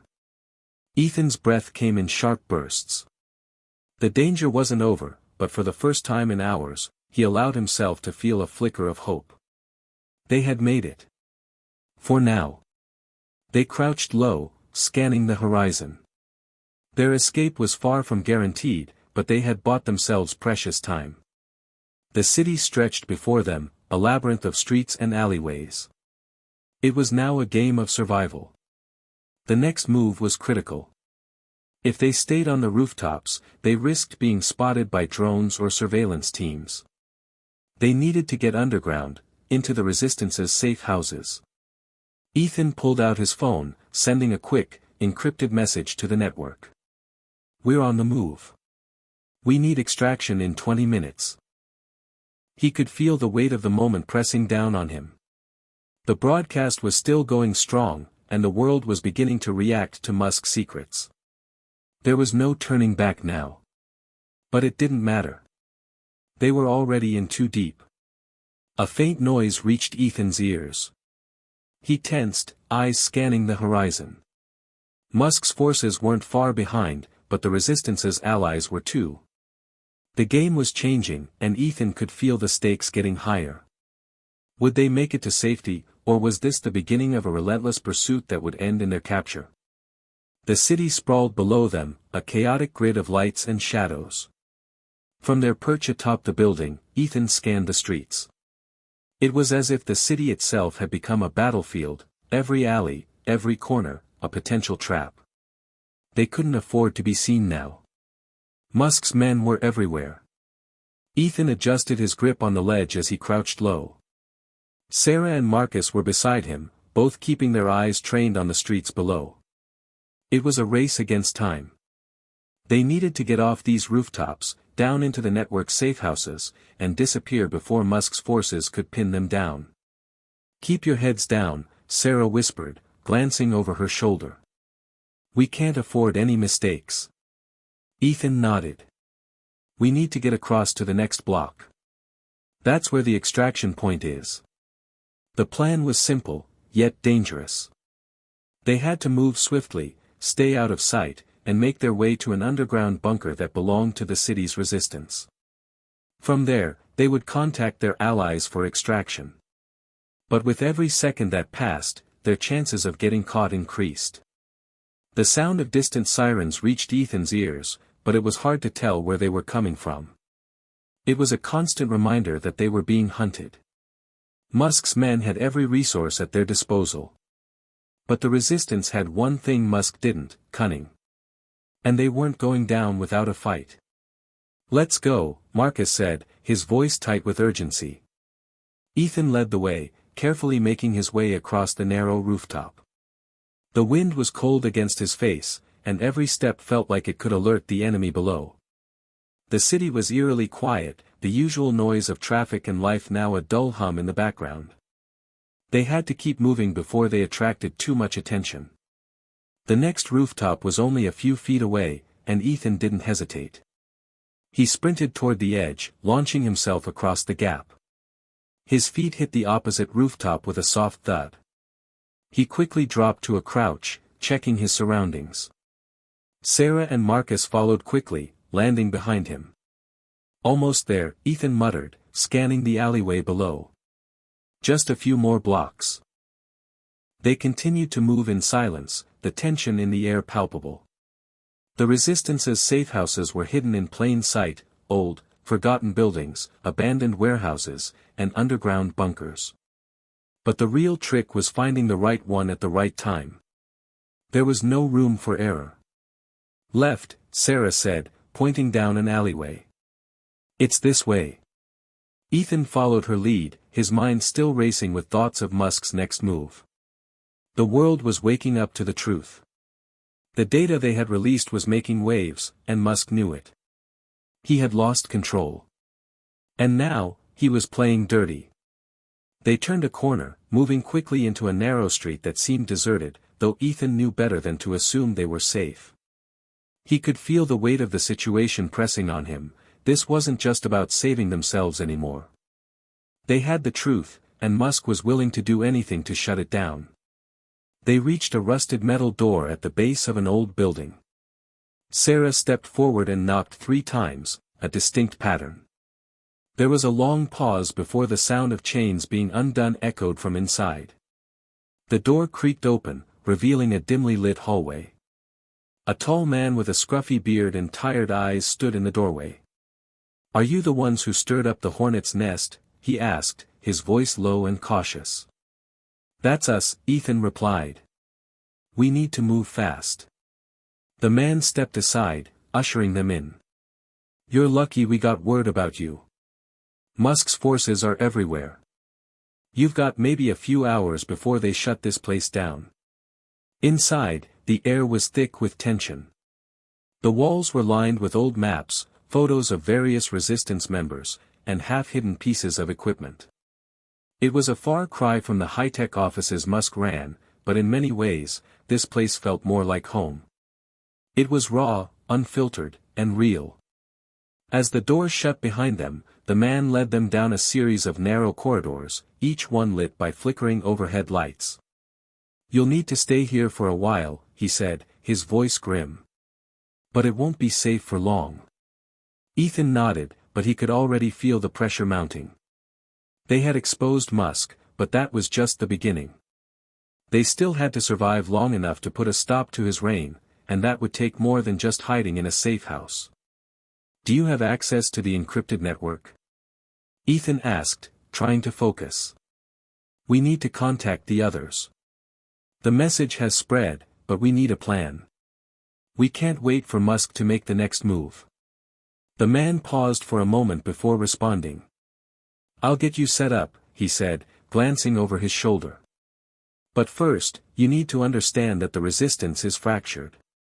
Not everyone agrees with the direction you've taken." Ethan frowned. "What do you mean?" "The world is waking up to what Musk has been hiding," the man continued. "But there are factions within the resistance that want to take matters into their own hands. Some want revenge. Others want a different kind of justice.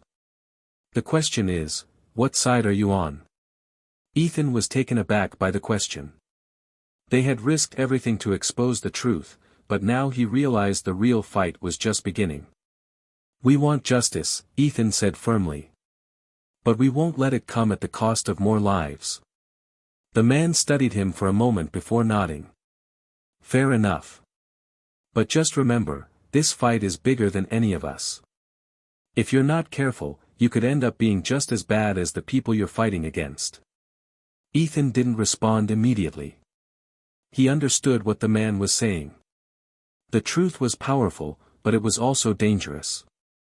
And with power came corruption. They had to be careful. Sarah and Marcus had already started setting up their communication devices in the corner, their expressions tense. The clock was ticking, and they needed to make contact with the other members of the resistance. Musk wasn't going to stop, and neither could they. "Let's get to work," Ethan said, breaking the silence. "We need to build a network strong enough to take him down." Ethan's hands trembled as he adjusted the encrypted transmitter on the makeshift table in front of him. The small, flickering screen was their last hope, an unreliable lifeline in a world where even the smallest mistake could be fatal. Sarah and Marcus worked quietly beside him, their faces strained, each person aware that time was running out. Musk's forces were relentless, and the safe house they'd just entered was temporary at best. If they didn't move quickly, it wouldn't be long before Musk found them. As the silence hung heavily in the air, the resistance member who had let them in, a man named Jace, appeared again. He was wearing a worn leather jacket, his eyes constantly scanning the surroundings, as if waiting for the slightest hint of danger. "You'll have to move fast if you want to get in touch with the others," Jace said, his voice quiet but urgent.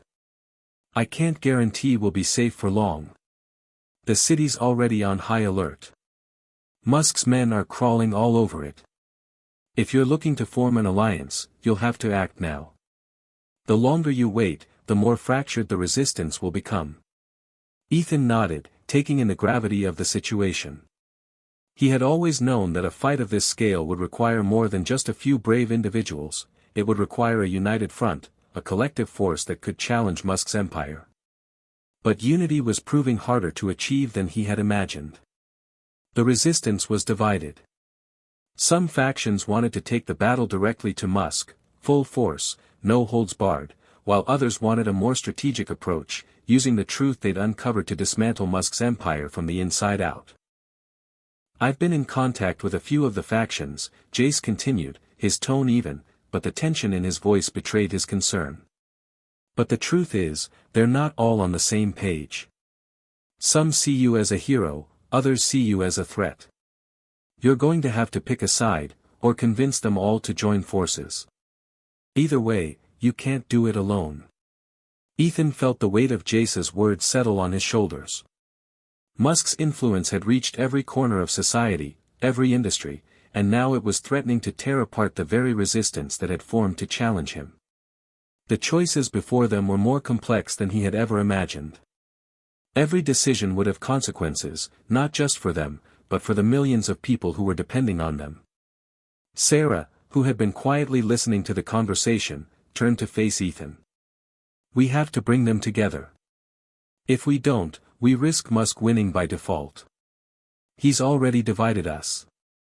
Ethan's gaze met hers. He could see the fire in her eyes, the same fire that had driven them to this point. She was right. If they didn't find a way to unite the factions of the resistance, the battle would be over before it even began. They couldn't afford to waste any more time. Marcus, who had been quietly working on his own set of communications equipment, spoke up. "We have a window of opportunity. If we can send out a message to all factions at once, we might be able to force a meeting. Get them all in one place, and we can talk strategy. Ethan nodded, feeling the pressure build. He glanced at the transmitter and knew that Marcus was right. The encrypted channels weren't perfect, but they were the best shot they had. If they could get everyone on the same page, they might stand a chance at toppling Musk's empire. But first, they needed to get a message out. He turned to Jace. Where's the nearest faction base? We need to meet with them, convince them to work together. Jace hesitated for a moment, glancing around the room before responding. There's a faction near the east end of the city, just a few blocks from here. They've been laying low, but they have the resources to help us reach the others. It's risky, but if you're serious about bringing everyone together, it's our best shot. Ethan took a deep breath, weighing the risks. Every move was dangerous, but there was no turning back now. If they didn't act, the factions would stay divided, and Musk would continue his reign of terror. We'll head out immediately, Ethan said. Get the message ready, Marcus. Sarah, get the coordinates. Jace, lead the way. Jace nodded, his expression grim. Stay close, and stay low. We can't afford to get caught now. The group moved quickly through the narrow corridors of the safe house, their footsteps barely making a sound. The walls seemed to close in around them, the dim light flickering as they passed through hidden doors and forgotten hallways. Outside, the city was alive with the hum of distant traffic and the occasional blare of a siren. Musk's men were out there, hunting. But they were one step ahead, for now. As they emerged into the street, Ethan felt the cool night air brush against his face. The city was a maze of shadows and steel, every corner a potential hiding place or a trap. They moved swiftly, sticking to the shadows, avoiding the main roads where drones and Musk surveillance teams might be watching. The safe house had been a temporary refuge, but it was already becoming too risky to stay. Jace led them through the maze of alleys, his pace quick and deliberate. The tension was palpable. Every movement felt calculated, every step potentially their last. But Ethan couldn't afford to think like that. There was too much at stake. They reached the base after what felt like an eternity. It was a nondescript building, wedged between two others. The sign above the door was barely visible, weathered by years of neglect. This was where the next phase of their plan would unfold, if they could make it through unscathed. Jace knocked once, then twice. The door creaked open, revealing a heavily armed man with a stern expression. He didn't ask questions. Just let them in. Inside, the atmosphere was tense but focused. Men and women huddled over old communication equipment, some speaking in hushed tones, others typing furiously. The room was a hive of activity, all working toward the same goal, taking down Musk. Ethan wasted no time. He moved to the nearest terminal, where a technician was already working to patch in their encrypted signal. The tech glanced up at him, nodding as he worked. We've got your coordinates. The message will go out in 10 minutes. Ethan's heart pounded as he watched the technician work. This was it. The first step toward uniting the resistance. He could only hope it would be enough. Minutes later, the message was ready. Marcus stepped forward, his face set in determination. Here we go, he said, his voice steady. The room fell silent as the message was broadcasted to every faction in the city, an invitation to unite, to take down Musk together. Ethan took a breath and exhaled slowly, preparing himself for what was to come. The ball was in their court now. Would the factions come together, or would Musk's division continue to tear them apart? The answer, he knew, would come soon enough. Ethan's pulse was still racing as he stared at the screen. The encrypted message had gone out to the factions, but the silence that followed felt like a lifetime. He could practically hear the clock ticking, each second adding to the tension that hung thick in the room. Would they respond? Would the factions listen and unite, or would Musk's power divide them forever? Jace, who had been standing by the door, watched them with quiet intensity. His eyes never stopped moving, scanning the room for any signs of danger. They had done everything they could for now, but Ethan knew better than to relax. Musk's forces were always just a step behind, and they had no idea how long they had before the city was swarming with soldiers again. The technician, a young woman named Ava, was the first to break the silence. She had been working feverishly at her terminal, her fingers flying over the keys as she tried to decipher any incoming messages. Her face was a mask of concentration, the glow from the screen illuminating her tired expression. "It's happening," Ava said, her voice tense. "I'm getting signals back from multiple factions." Ethan's heart skipped a beat. He exchanged a look with Sarah and Marcus. This was it. The first signs of the resistance coming together, or falling apart. Ava quickly pulled up the data on the main screen, revealing a series of messages from different resistance groups. They were all encrypted, but she began to decipher them, one by one. "It's from the northern faction," Ava said, reading one of the messages aloud. "They're on board. They're ready to meet." Ethan's chest tightened, but there was still a sense of caution in his movements. "What about the others?" Ava continued scanning, her fingers moving with increasing speed. "The Eastern faction, they're hesitant. They want proof of your intentions before they commit." Ethan frowned. The Eastern faction had always been the most secretive, relying on covert operations rather than open warfare. It made sense that they'd be cautious. But they couldn't afford to wait. If they didn't act quickly, Musk would catch wind of their plan and crush it before it could gain any momentum. "Tell them we'll meet them," Ethan said firmly. "But we need them now. There's no time to waste." Ava nodded, typing quickly. The message was sent, but Ethan's mind was already spinning. The clock was ticking. Each faction had their own agenda, their own ideas about how the fight should play out. Some wanted to hit Musk hard and fast. Others were more tactical, preferring to use Musk's own systems against him. But they all had one thing in common: they knew Musk had to be stopped. Ethan moved over to Sarah, who was staring at the map on the wall. She traced her finger over the marked locations, her brow furrowed. "We're going to need to be careful," she said quietly. "This is going to be a lot harder than we think." "I know," Ethan replied, running a hand through his hair. "We've got to get them all on the same page. If we can't unite the factions, then we'll never be able to take Musk down." The room was heavy with the weight of the situation. Musk's forces were everywhere, and the factions, while eager to fight, weren't necessarily ready to work together. If anything, the divisions were growing stronger. Each faction had its own view of what the future should look like, and convincing them to stand united against Musk was going to take more than just a message. Ava interrupted his thoughts. "There's more," she said, her voice tinged with urgency. "I'm receiving another signal. It's from the Western faction. They're willing to join, but they're demanding a price." Ethan's heart sank.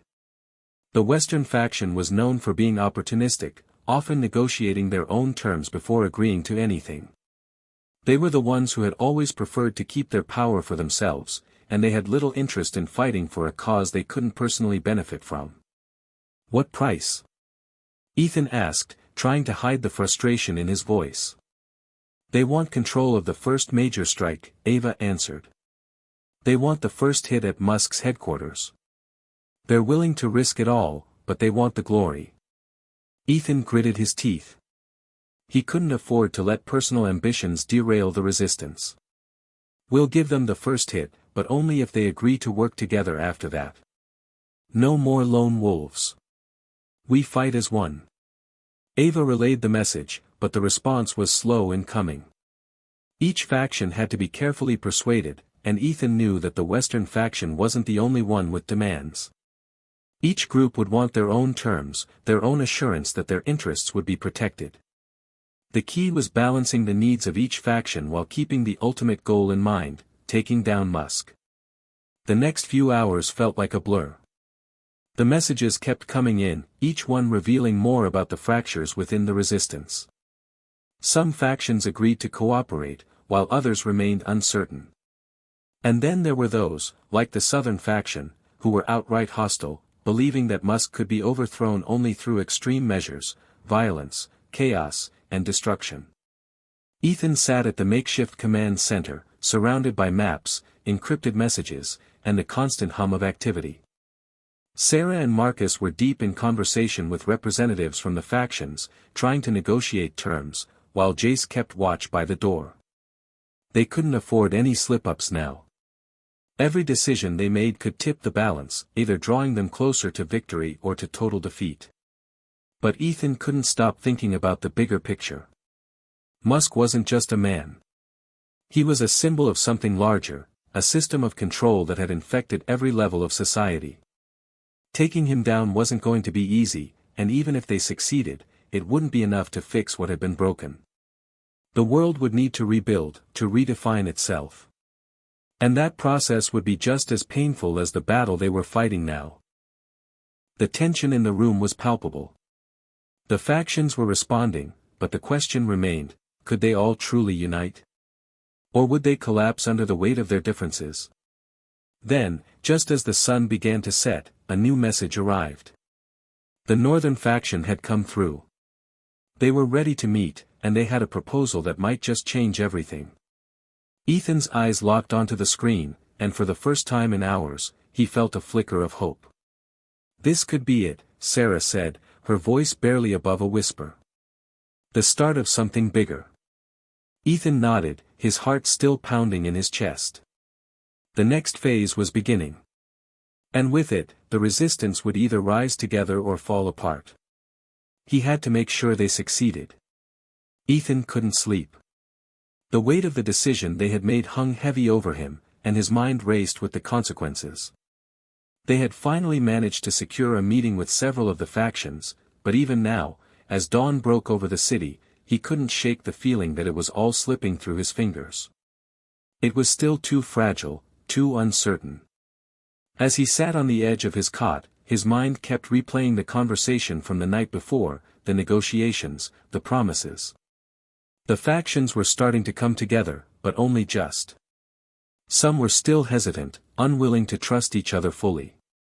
The demands of the Western faction, control of the first strike, still echoed in his ears.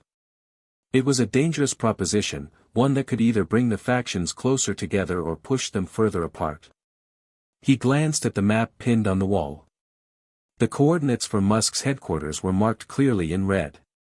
The time for talk was running out. They had to act, and they had to act soon.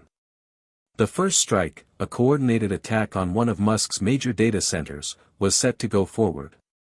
If they succeeded, it would send a message: the resistance was united, and Musk's empire was vulnerable. If they failed, well, failure wasn't an option. He stood up, feeling the weight of the decision settle on him. There was no turning back now. The message had gone out to the factions. The first strike was already planned. And yet, as he moved through the makeshift command center, surrounded by resistance members working in coordinated chaos, it felt like there was still so much left to do. Sarah was at one of the terminals, typing furiously. Marcus stood nearby, talking to a group of fighters who were prepping their gear for the operation. Jace entered the room, his expression as unreadable as ever, but Ethan could see the tension in his eyes.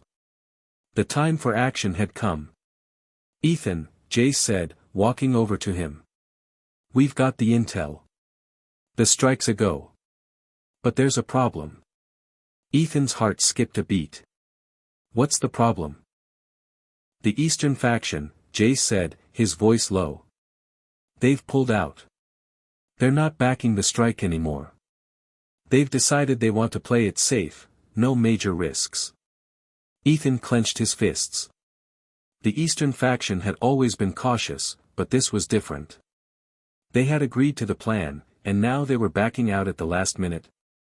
It was a blow to the unity they'd worked so hard to establish. "We can't afford this," Ethan said, his voice tight with frustration. "If they pull out now, it could fracture everything. We can't lose momentum." "I know," Jace replied. "But the others are still on board, the northern and western factions are both committed. They want to move forward. Ethan took a deep breath. The resistance wasn't unified, but it was still stronger together than it would be apart. They had to make this work. If the eastern faction wouldn't fight, they'd have to adapt. The plan would go on, without them if necessary. We move forward, Ethan said, his voice firm. Get the word out to the others. We'll do this with or without them. Jace nodded, turning to relay the orders. Ethan turned to Sarah, who was still focused on the terminal. We're going, Sarah, he said quietly. The strike is on. We've got one shot at this. She looked up, her eyes locking onto his. I know. We've been planning for this moment for weeks. It's time to make it count. Marcus stepped over to them, adjusting his gear. I've got the team ready. We've got a solid strike force. If we take out this data center, Musk's entire infrastructure will take a serious hit. Ethan nodded, trying to steady his nerves. We've got this. We've trained for this, and we're ready. They moved quickly, slipping out of the safe house and into the streets. The city was quieter now, too quiet. Ethan couldn't shake the feeling that they were being watched, but they had no choice. The strike had to happen now. The operation was simple but dangerous. They were targeting one of Musk's most secure data centers, a facility that controlled a significant portion of his global communications. If they could disable it, they would cripple Musk's ability to track and control the resistance. But getting in wouldn't be easy. The building was surrounded by drones, surveillance cameras, and heavily armed guards. The team gathered in the alleyway near the target, hidden in the shadows. Marcus looked to Ethan. We go in fast. We disable the power, take out any guards we can, and then we plant the charges. In and out. Ethan nodded. Stick to the plan. No deviations. We can't afford to get caught. They moved out, slipping through the streets, sticking to the shadows. As they neared the data center, Ethan could feel the tension building in his chest. This was it. There would be no turning back. They reached the outer perimeter, where a small security checkpoint stood between them and the entrance. Jace signaled for them to stop, his eyes scanning the area. They had a few minutes before the next patrol came by. The team quickly fell into position, preparing for the infiltration. We move in now, Jace whispered. Stay low, stay fast. The first phase of the plan went smoothly. The guards were dispatched silently, and the security systems were disabled. But as they neared the main door, a loud alarm blared, piercing the stillness of the night. A red light began to flash, signaling that the facility was now on high alert. Damn it! Ethan muttered under his breath. We've been compromised. Stay focused. Marcus barked, pushing forward. We've got the charges. We're going to finish this. The team sprinted through the corridors, dodging surveillance cameras and security guards. The countdown was already ticking in their minds. The charges had to be planted before they were swarmed by Musk's men. They reached the core of the facility, where the data servers were housed. Ethan's pulse raced. He could feel the weight of the moment, the culmination of everything they had fought for. He planted the first charge on the main server bank, his hand steady despite the tension. Marcus was already setting up the second charge. Let's get out of here, Sarah said, glancing at the door. We don't have much time. They retreated to the exit, moving quickly, but just as they reached the final hallway, the door behind them burst open. Musk's security forces flooded into the corridor, guns drawn. They had been cornered. Go! Ethan shouted, pushing Marcus and Sarah ahead. He turned to face the oncoming soldiers, heart pounding in his chest. This was their moment, the one they had been preparing for. The explosion shook the building. A deafening roar of destruction, followed by the flicker of sparks as the data center collapsed. The force of the blast sent shockwaves through the corridors, throwing everyone off their feet. Run! Jace shouted. They made a break for it, the sound of Musk's men closing in, but the explosion had given them the cover they needed. They escaped the facility, breathless, bruised, but alive. Ethan's heart was still pounding as they raced through the city's darkened streets. The strike had been a success. Musk's control had been weakened. But they weren't safe yet. They had just opened a new chapter in the war against him, and it was only going to get harder from here. The aftermath of the strike was still echoing through the city, even as the team gathered in the safe house. The explosion had been loud, dramatic, unmistakably powerful, but it was only the beginning. As Ethan stood in the dimly lit room, surrounded by the faces of his comrades, the feeling of victory was bittersweet. They had dealt Musk a blow, but they all knew the retaliation would come swiftly, and it would be ruthless. Ethan ran a hand through his hair, pacing back and forth. It had been hours since they made it back from the data center, but his mind couldn't rest. The adrenaline had worn off, but the weight of what they'd done still pressed down on him. They had crossed a line now, Musk would be coming for them. Sarah sat at the table, her face illuminated by the glow of a map on the screen. Marcus was by the window, keeping watch, while Jace stood off to the side, his arms crossed. Everyone was tense, waiting for something, the next move, a sign, or perhaps just for the world to calm down for a moment. How long before Musk retaliates? Ethan asked, his voice low, though he already knew the answer. Jace glanced up, his eyes narrowing. It won't be long. He'll be enraged. We hit one of his most important assets, and now he'll come after us with everything he's got. You can bet he's already mobilizing. Ethan clenched his jaw. Musk's forces were vast, and no matter how many factions they'd united, no matter how much they'd done to prepare, they were still outnumbered and outgunned. He needed to think, to plan. They couldn't just wait for Musk to make the first move. They had to take the fight to him, but they had no idea where he would strike first. We need to strike again, Ethan said, his voice gaining conviction. If we wait, Musk will have the advantage. We need to hit him where it hurts, and we need to do it now. Sarah raised an eyebrow, looking up from the map. Where? His headquarters is fortified. We've already taken out a critical asset. Where else can we hit him? Ethan paused. She was right. They couldn't just charge blindly into another operation. The data center was a significant win, but taking out Musk's headquarters, or his other key assets, was a different story entirely. The more he thought about it, the more it became clear, they needed something bigger, something that would cripple Musk's entire system. He walked over to the map Sarah was examining and studied the locations marked on it.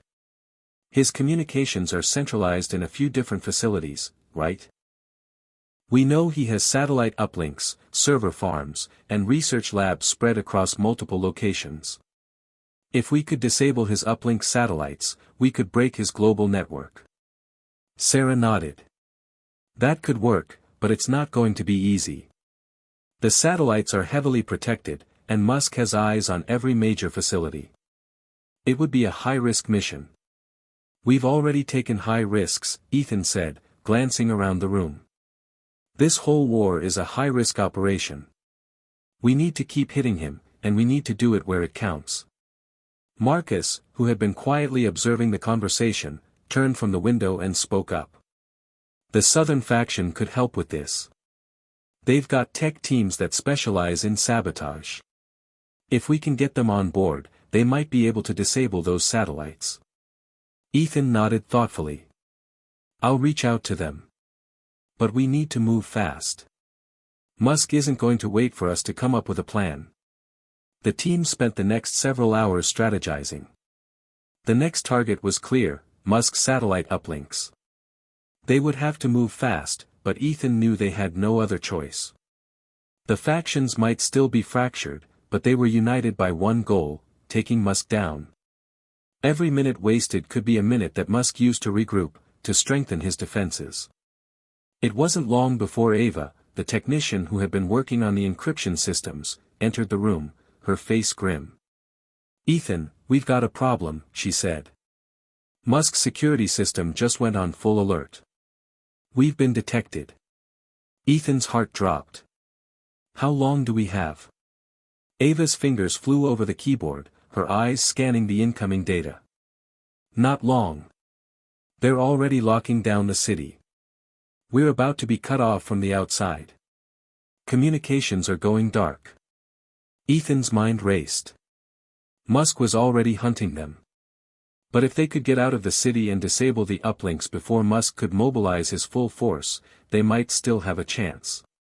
"We need to move," he said, his voice sharp. "Get everything packed up. We're leaving now." Sarah grabbed her gear and started to organize their things, while Marcus and Jace checked the perimeter. The atmosphere had shifted. The room was no longer filled with tense silence but with an urgency that had taken over everyone. They were on the move, and they had to be faster than ever. The escape from the safe house wasn't easy. The city had already started to close in on them.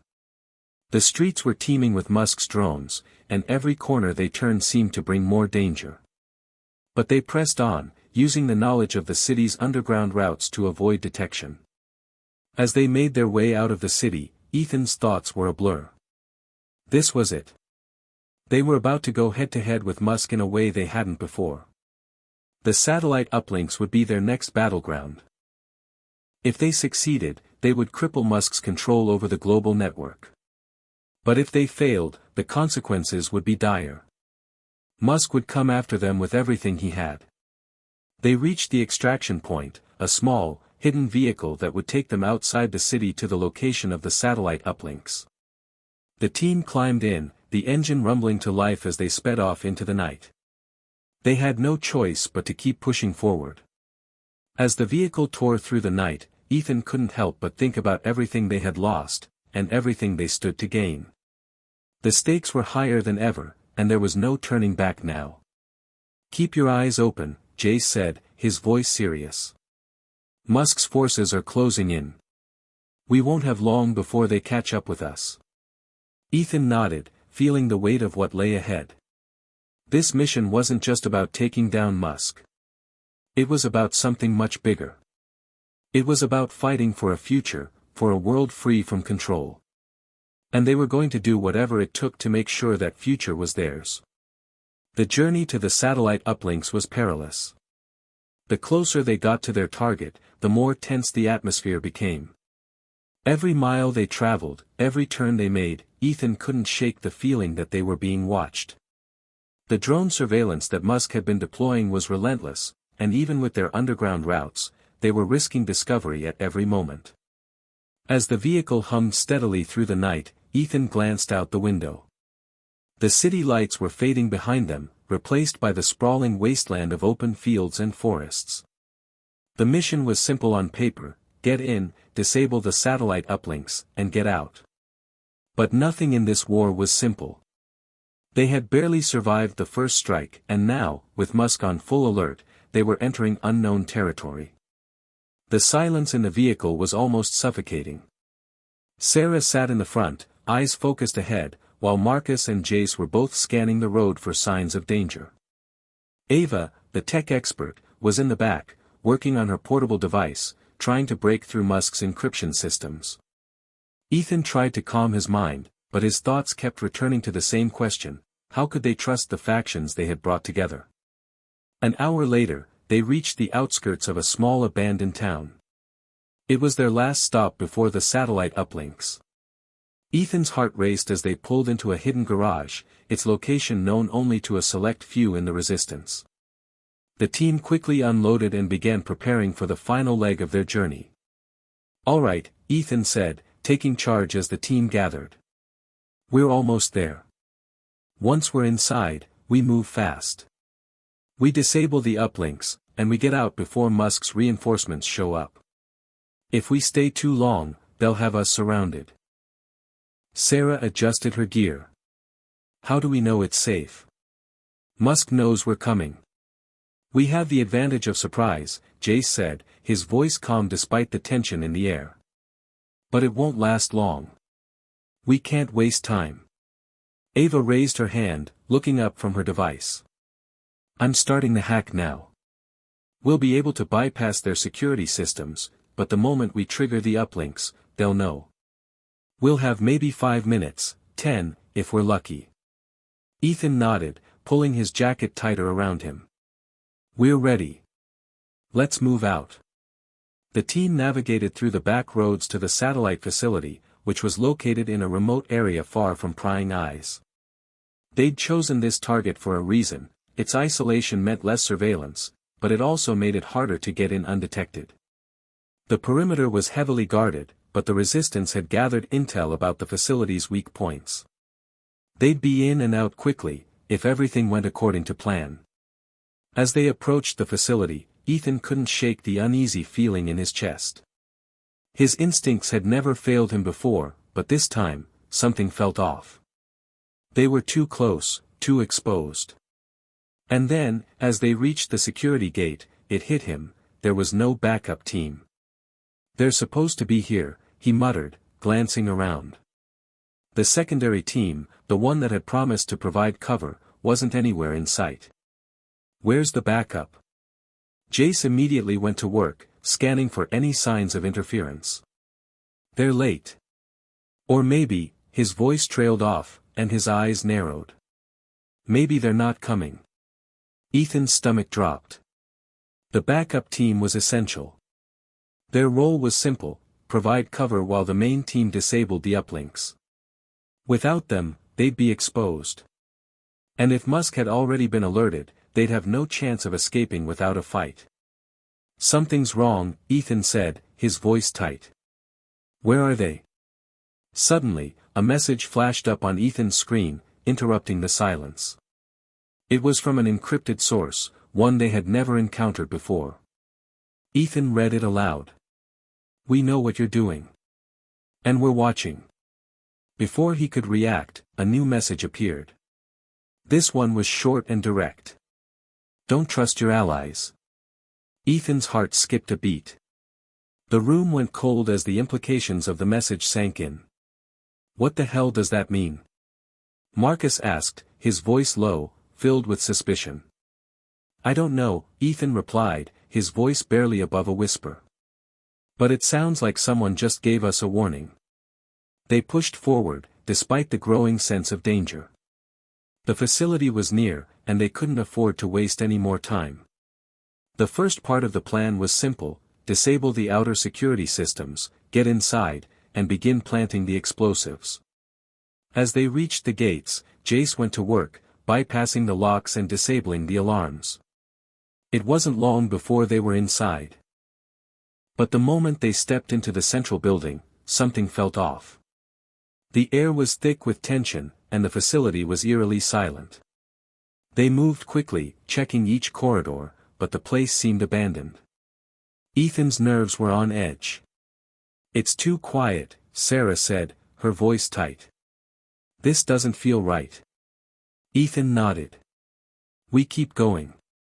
We're here for a reason. We need to finish this." As they made their way deeper into the heart of the building, the truth became painfully clear. The facility wasn't empty. Musk had set a trap. Without warning, an alarm blared. The walls shook as a flood of security personnel poured into the hallways, weapons drawn. The resistance had walked right into an ambush. Musk had known they were coming all along. Ethan's heart sank. "It was a setup," he muttered. "The backup team, they betrayed us." Gunfire erupted as they were forced into a firefight. The resistance team fought back fiercely, but it was clear they were outnumbered. Musk's soldiers were everywhere, and the team was cornered. Ethan fired back, trying to keep the advancing guards at bay. His mind was racing. How could this have happened? Who had betrayed them? And why? Just as they were about to be overrun, a new group of resistance fighters appeared from the shadows, guns blazing. They were led by none other than the Southern faction, a faction they had never fully trusted, but one that had claimed to support them. But now, their arrival felt too convenient. "Take cover," shouted a familiar voice. Marcus dove behind a pillar, firing as the Southern faction's fighters provided them with temporary cover. "Ethan, we need to go now," Jace shouted, dragging him to his feet. "This is a trap. We're walking into Musk's stronghold." But it was too late to turn back. As they retreated to the exit, Ethan realized the truth: the Southern faction had orchestrated the betrayal. They had never intended to help the resistance. They had been working with Musk all along. And now, it was too late to undo the damage. The retreat had been chaotic. The sudden ambush had thrown the team into disarray, and their narrow escape only provided a brief respite. As the vehicle sped away from the facility, Ethan's mind raced. The events of the past few hours were replaying in his head, but the pieces didn't fit. The Southern faction, an ally they had trusted, had betrayed them. It was too clean, too coordinated. It wasn't just a matter of a bad plan or a failed operation. It felt deliberate. The weight of the betrayal was heavy in the air as they drove through the night. Each member of the team was lost in their own thoughts, struggling to process the shock of what had just happened. The quiet hum of the engine seemed to amplify the tension, and even the familiar roads they had traveled so many times felt foreign now. "Who's behind this?" Sarah broke the silence, her voice tight with suspicion. "I can't believe they'd turn on us like that." Ethan sat in the front seat, his hands gripping the dashboard as they swerved around another bend. "I don't know. But this wasn't just a random betrayal. The Southern faction's involvement, it's too much of a coincidence. They knew we were coming." "Do you think they've been working with Musk from the start?" Jace asked, his tone filled with disbelief. He had been part of the Southern faction before joining the resistance, so the revelation hit him particularly hard. "I don't know," Ethan replied, shaking his head. "But it's possible. Musk's network is vast. He has eyes everywhere. And if the Southern faction was working with him, then they've been planning this from the beginning." Sarah's voice was sharp. "That means we've been playing into their hands this whole time. The second we started working with the Southern faction, we were walking into a trap." Ethan knew she was right. They had been so focused on taking down Musk, they had neglected to question the factions they had united under their banner. Musk had been the enemy, but now it seemed the betrayal came from within their own ranks. They drove in silence for a while longer, the weight of the situation sinking deeper into each of them. They were a team, but now, trust had been shattered. Ethan had always prided himself on being able to rely on his people, but now everything felt like a lie. They arrived at an abandoned safe house on the outskirts of the city just before dawn. The building was secluded, a place they could regroup without attracting too much attention. As they unloaded, Ethan's mind was still racing. He needed answers. He needed to know who had betrayed them, why, and how they could prevent this from happening again. But more than that, he needed to know if there was any hope left for the resistance. Inside the safe house, they gathered around a dusty table, weapons scattered across the surface. Ava pulled up a map on her laptop, her fingers flying over the keyboard as she tried to re-establish communications. Her face was tired, but determined. "I've started tracing the encrypted signals Musk's people were using to communicate with the Southern faction," she said, glancing up. "I might be able to find out more about the level of coordination they had." Ethan nodded, though it didn't lift the weight in his chest. "Do it. We need to know how deep this goes." Marcus, who had been quiet since the retreat, spoke up. "So what now? Do we try to get the Southern faction to turn on Musk? Or do we cut them out and go it alone?" Ethan thought for a moment, then looked at each of them. They had to keep fighting. They had to find a way to turn this around, even if it meant working with fewer allies. "We can't trust the Southern faction anymore," he said finally. "But we're not going to give up. We'll go after Musk directly, no matter who stands in our way. We'll do it ourselves if we have to." Jace stood up, his jaw tight with resolve. "Then let's make sure we're ready. We'll need everything we have: intel, firepower, and strategy. Musk isn't going to go down without a fight, and now that we've been exposed, he'll be coming after us harder than ever. Ethan took a deep breath. Agreed. We stay sharp, and we stay together. We move fast, we hit hard, and we hit where it hurts. Just as he finished speaking, Ava's voice cut through the tension in the room. I've got something, she said, her eyes wide with surprise. It's not just communication logs. I've found a connection between the Southern faction and someone higher up, someone within the resistance itself. Ethan's pulse quickened. Who? Ava tapped a few more keys, and a name appeared on the screen. The name sent a chill down Ethan's spine. Daniel Westbrook. Ethan's mind raced. Daniel Westbrook had been one of the original leaders of the resistance, one of the people who had helped form the alliance. He had been considered untouchable, someone they all trusted. But now, his name appeared in connection with the betrayal. How is this possible? Ethan muttered, his voice barely above a whisper. How could Westbrook?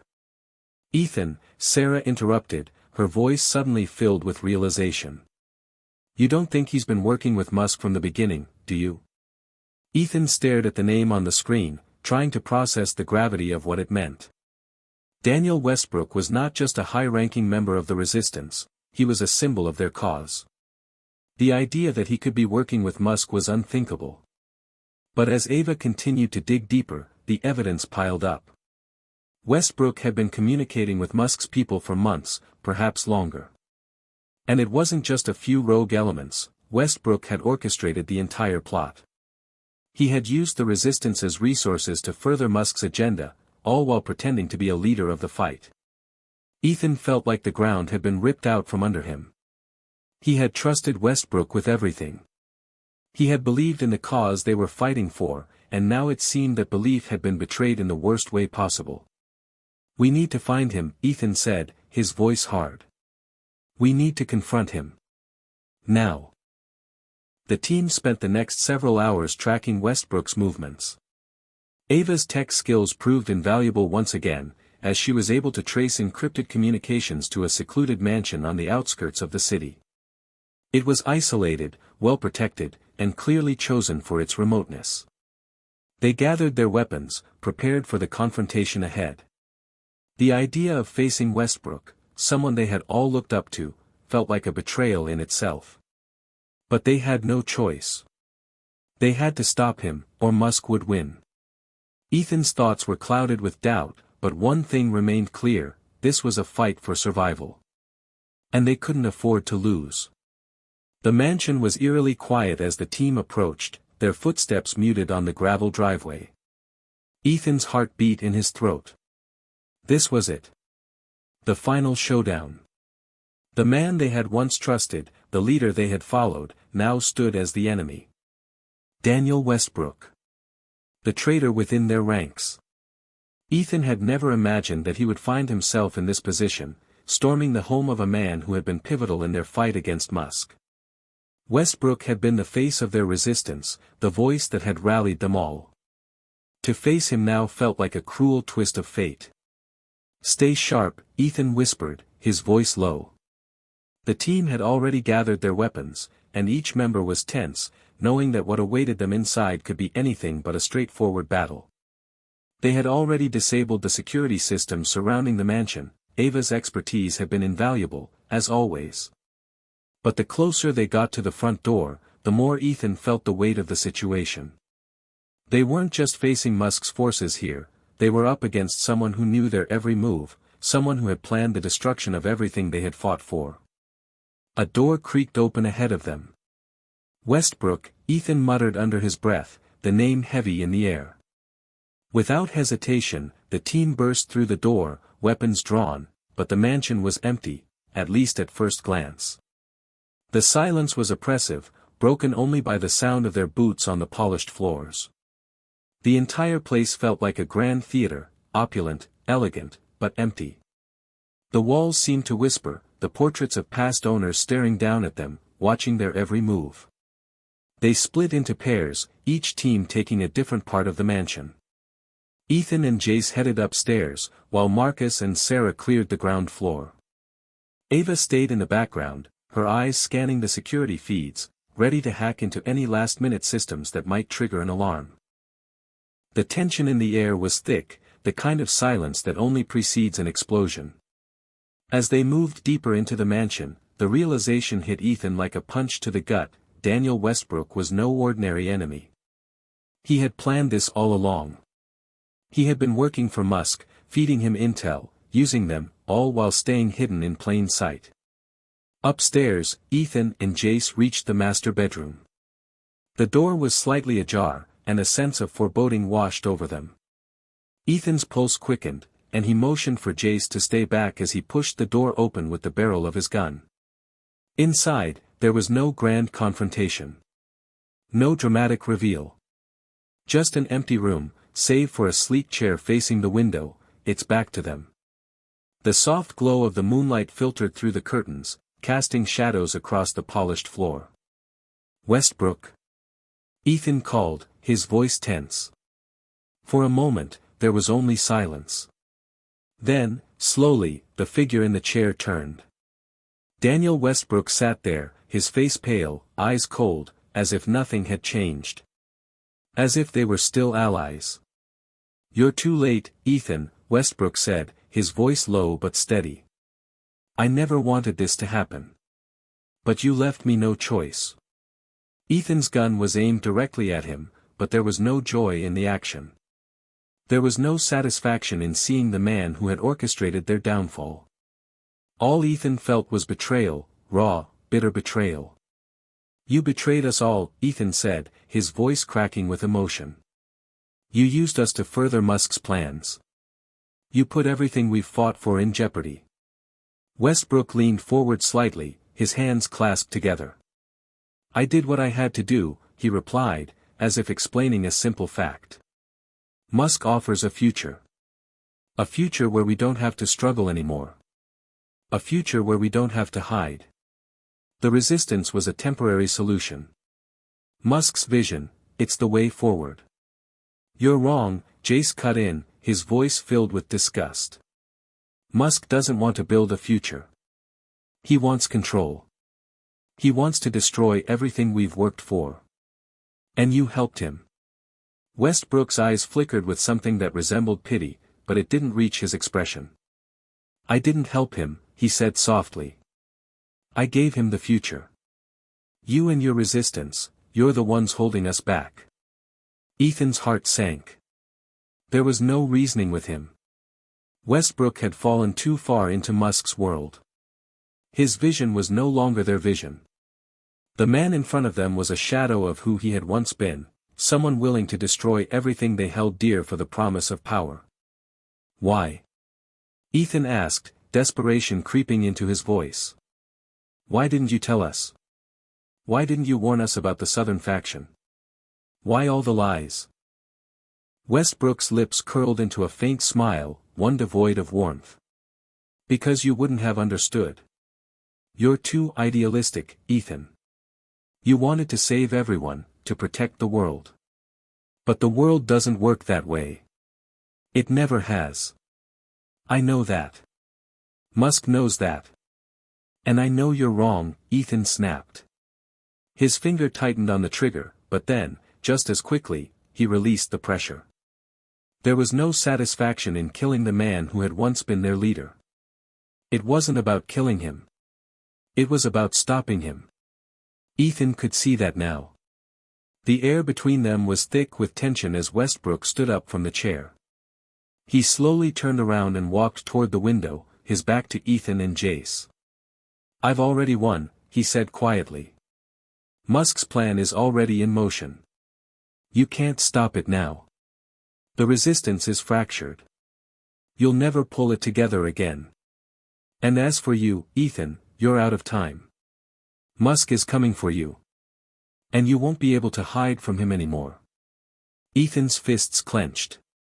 He knew Westbrook was right about one thing: the resistance was fractured. The trust they had fought so hard to build was shattered. But it wasn't over. They had been betrayed, yes, but they hadn't lost everything. Not yet. "We'll fight until the end," Ethan said, his voice steady with resolve. Even if we're the last one standing. Westbrook turned slightly, his gaze cold. You can try. But in the end, Musk will win. It's inevitable.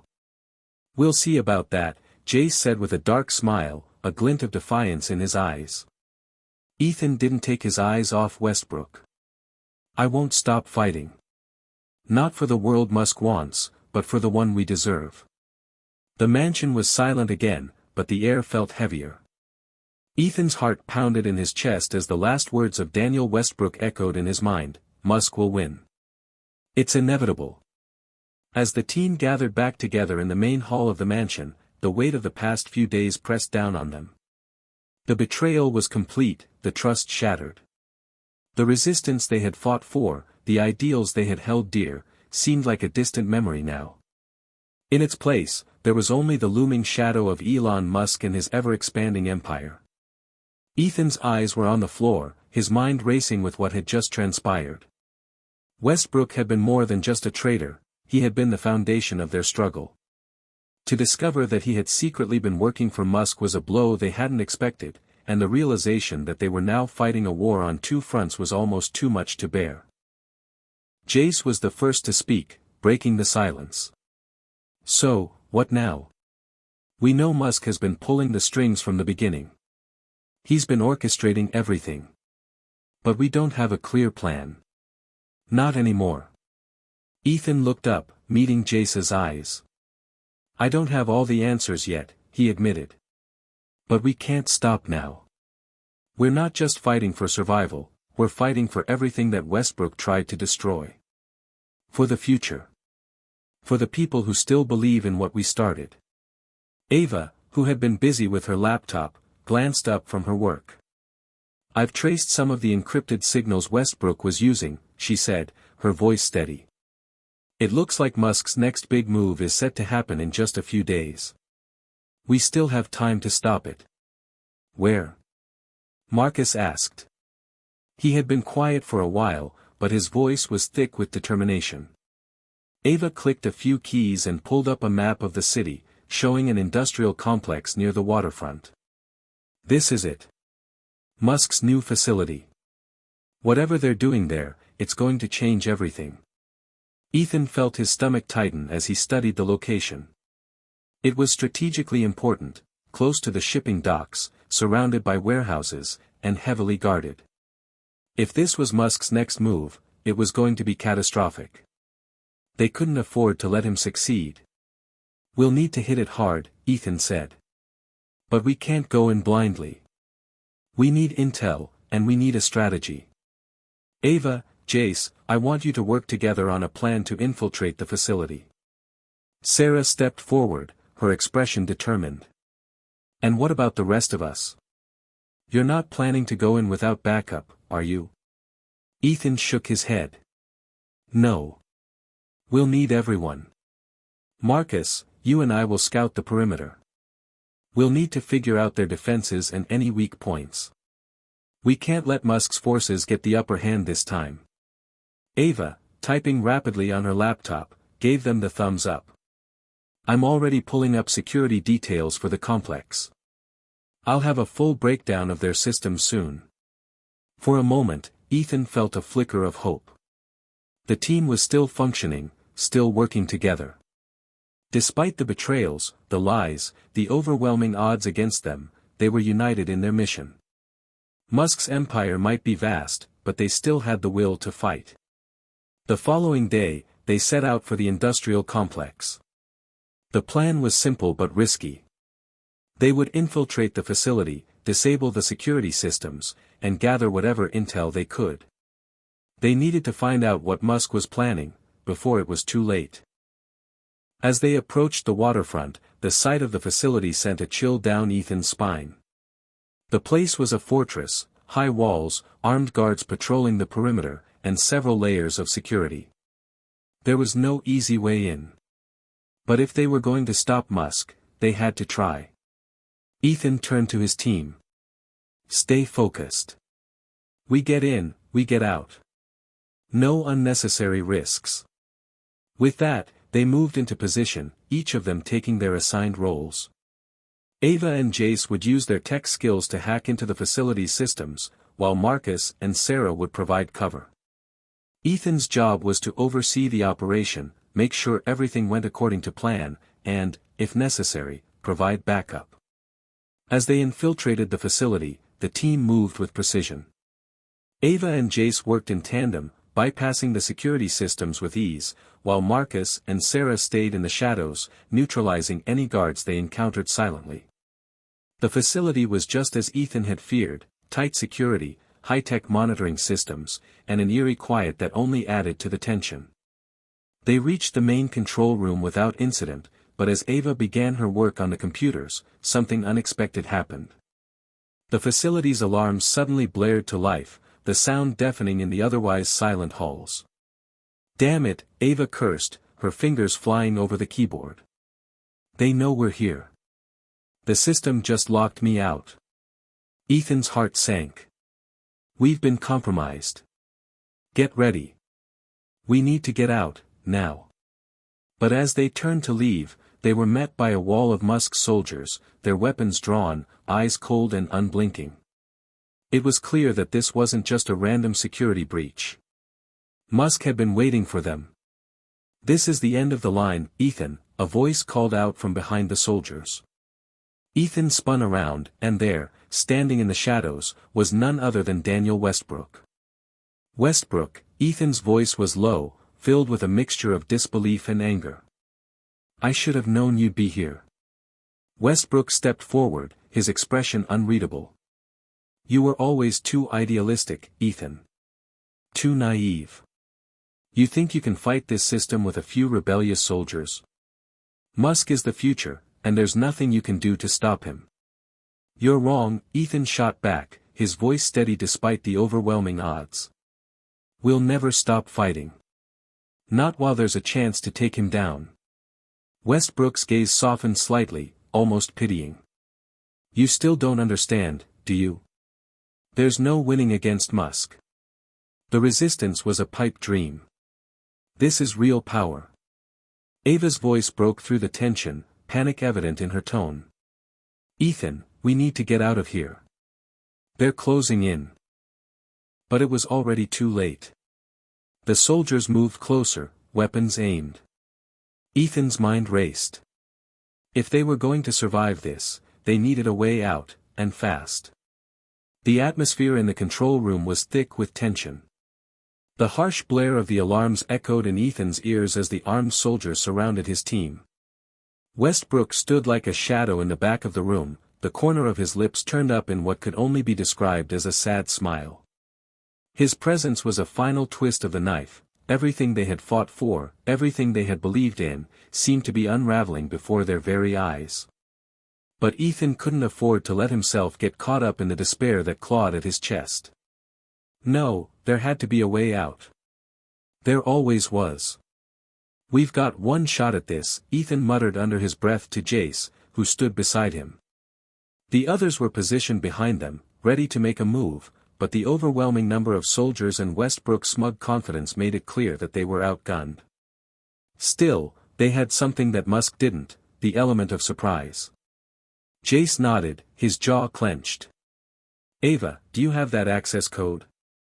Ava's eyes flickered nervously across the control panel. She'd been furiously working to disable the facility's security, but the system had locked her out just as the alarms began blaring.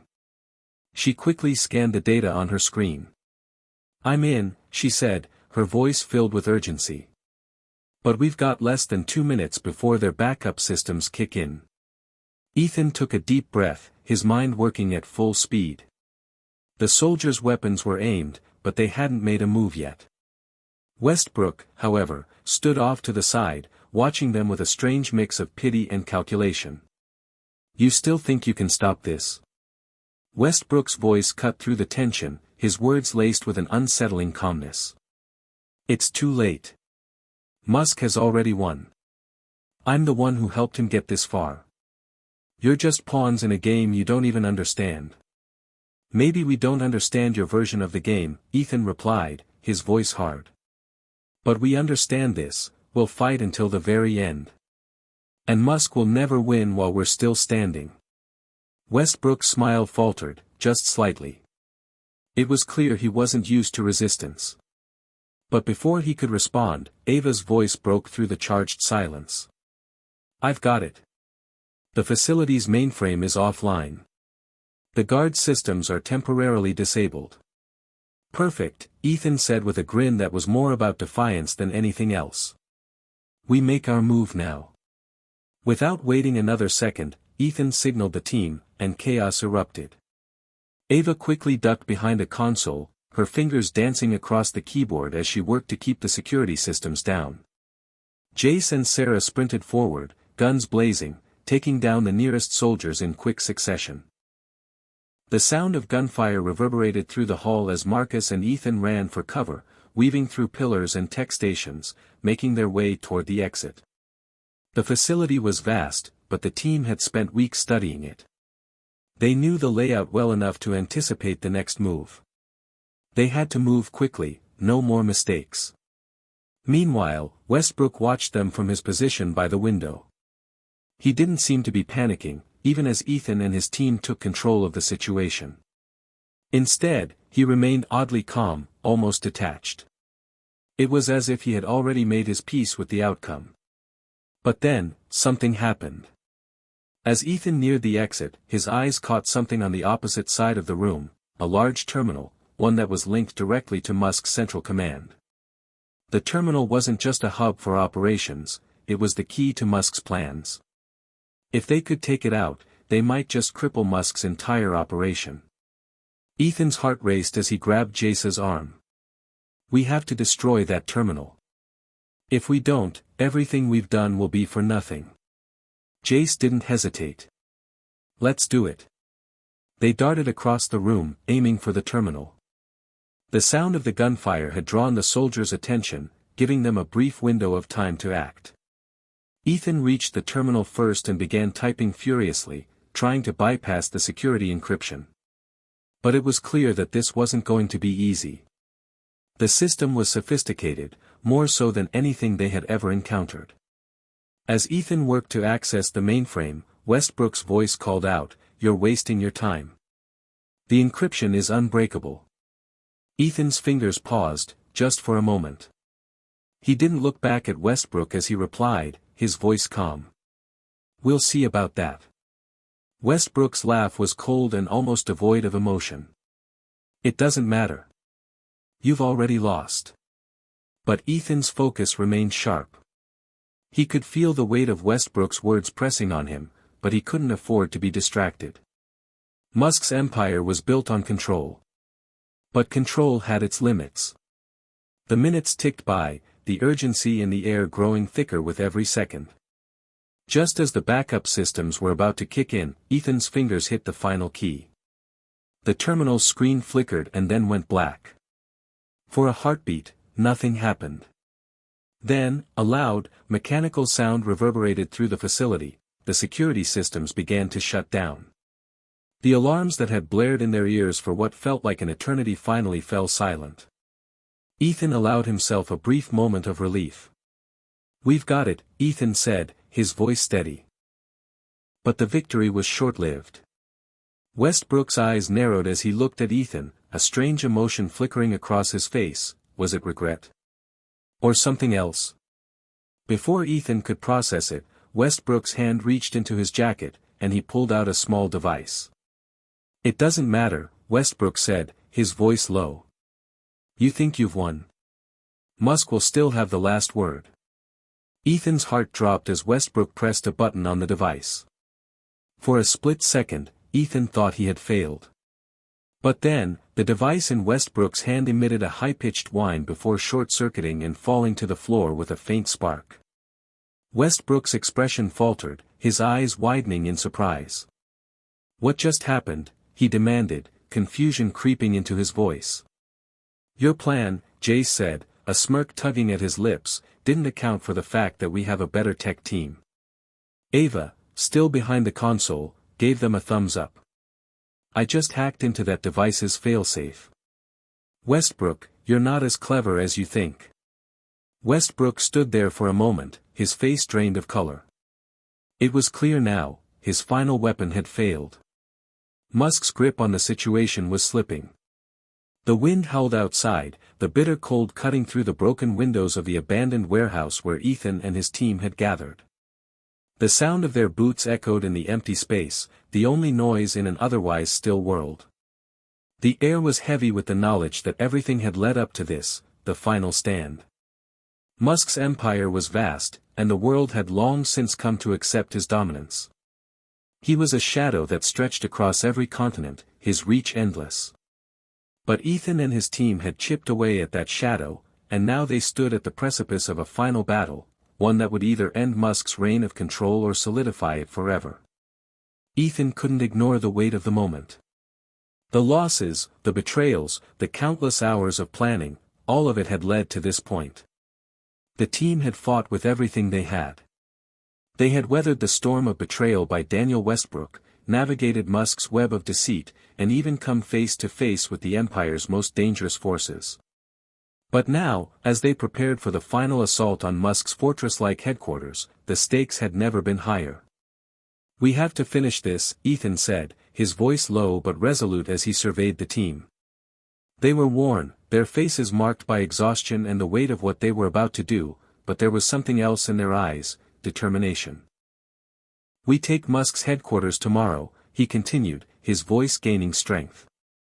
"We disrupt his command center, neutralize his security forces, and expose the truth to the world. We'll show everyone who's really pulling the strings." Ava, who had been silent for a while, stepped forward, her face illuminated by the flickering light of the makeshift monitors they had set up. "We've managed to infiltrate Musk's communications network. Tomorrow, we'll use it to broadcast his secrets to the entire globe. The world will know the truth." Jace, ever the strategist, added, "But we can't underestimate him. Musk has had years to prepare for this moment.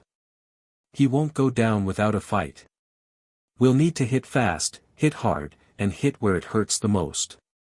His command center is heavily guarded, but we have the element of surprise." Marcus clenched his fists, his jaw set. "We've come this far. We're not backing down now. Musk may have the power, but we have something he doesn't, unity. And that's what's going to break him." Ethan nodded, feeling a surge of pride for the team. Despite everything they'd been through, despite the odds stacked against them, they were still standing strong. They weren't just fighting for their own survival anymore, they were fighting for a future where freedom, truth, and justice mattered. The night was their final respite. The following day, they would storm Musk's fortress. Ethan didn't sleep much. His mind raced with plans, contingencies, and what-ifs. He couldn't afford to make a mistake. They had one shot at this, and if they failed, it would mean the end of everything they'd worked for. As dawn broke, the team gathered for the final briefing. The air was thick with anticipation. Ava, who had been working around the clock, spoke first. "I've disabled the communications jammers around Musk's headquarters. We'll have an open line to the outside world as soon as we breach the mainframe. We can broadcast live, but we need to make sure we're in position to transmit the data before the backup systems come online." Jace reviewed the blueprints once more. "The command center is on the top floor. We'll take the elevator shaft. I've mapped out the most direct route." Marcus and Sarah checked their weapons, their movements precise and practiced. It was clear that everyone knew their roles, and there was no hesitation in their actions. This was it. "All right," Ethan said, his voice a little firmer now, though it was tinged with something else, something more like resolve. "We're going in at dawn. It's now or never." They arrived at the perimeter of Musk's headquarters just as the first rays of sunlight crept over the city. The building loomed before them, an impenetrable fortress of steel and glass. Armed guards patrolled the outer edges, and surveillance drones zipped through the sky, scanning for any sign of intrusion. But Ethan's team had trained for this moment. They knew how to move in silence, how to stay off the radar.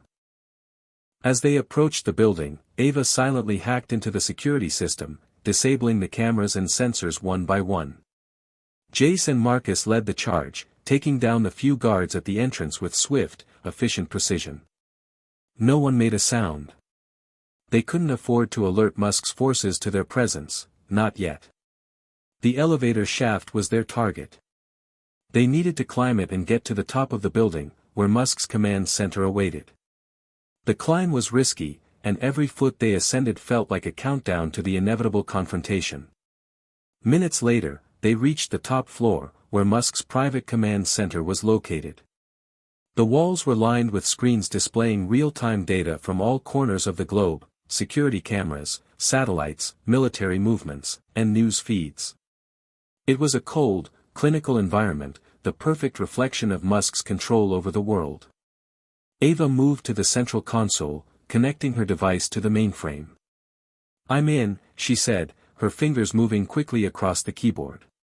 "Give me a minute to upload the data. Once I do, we broadcast everything." Ethan kept his eyes on the door.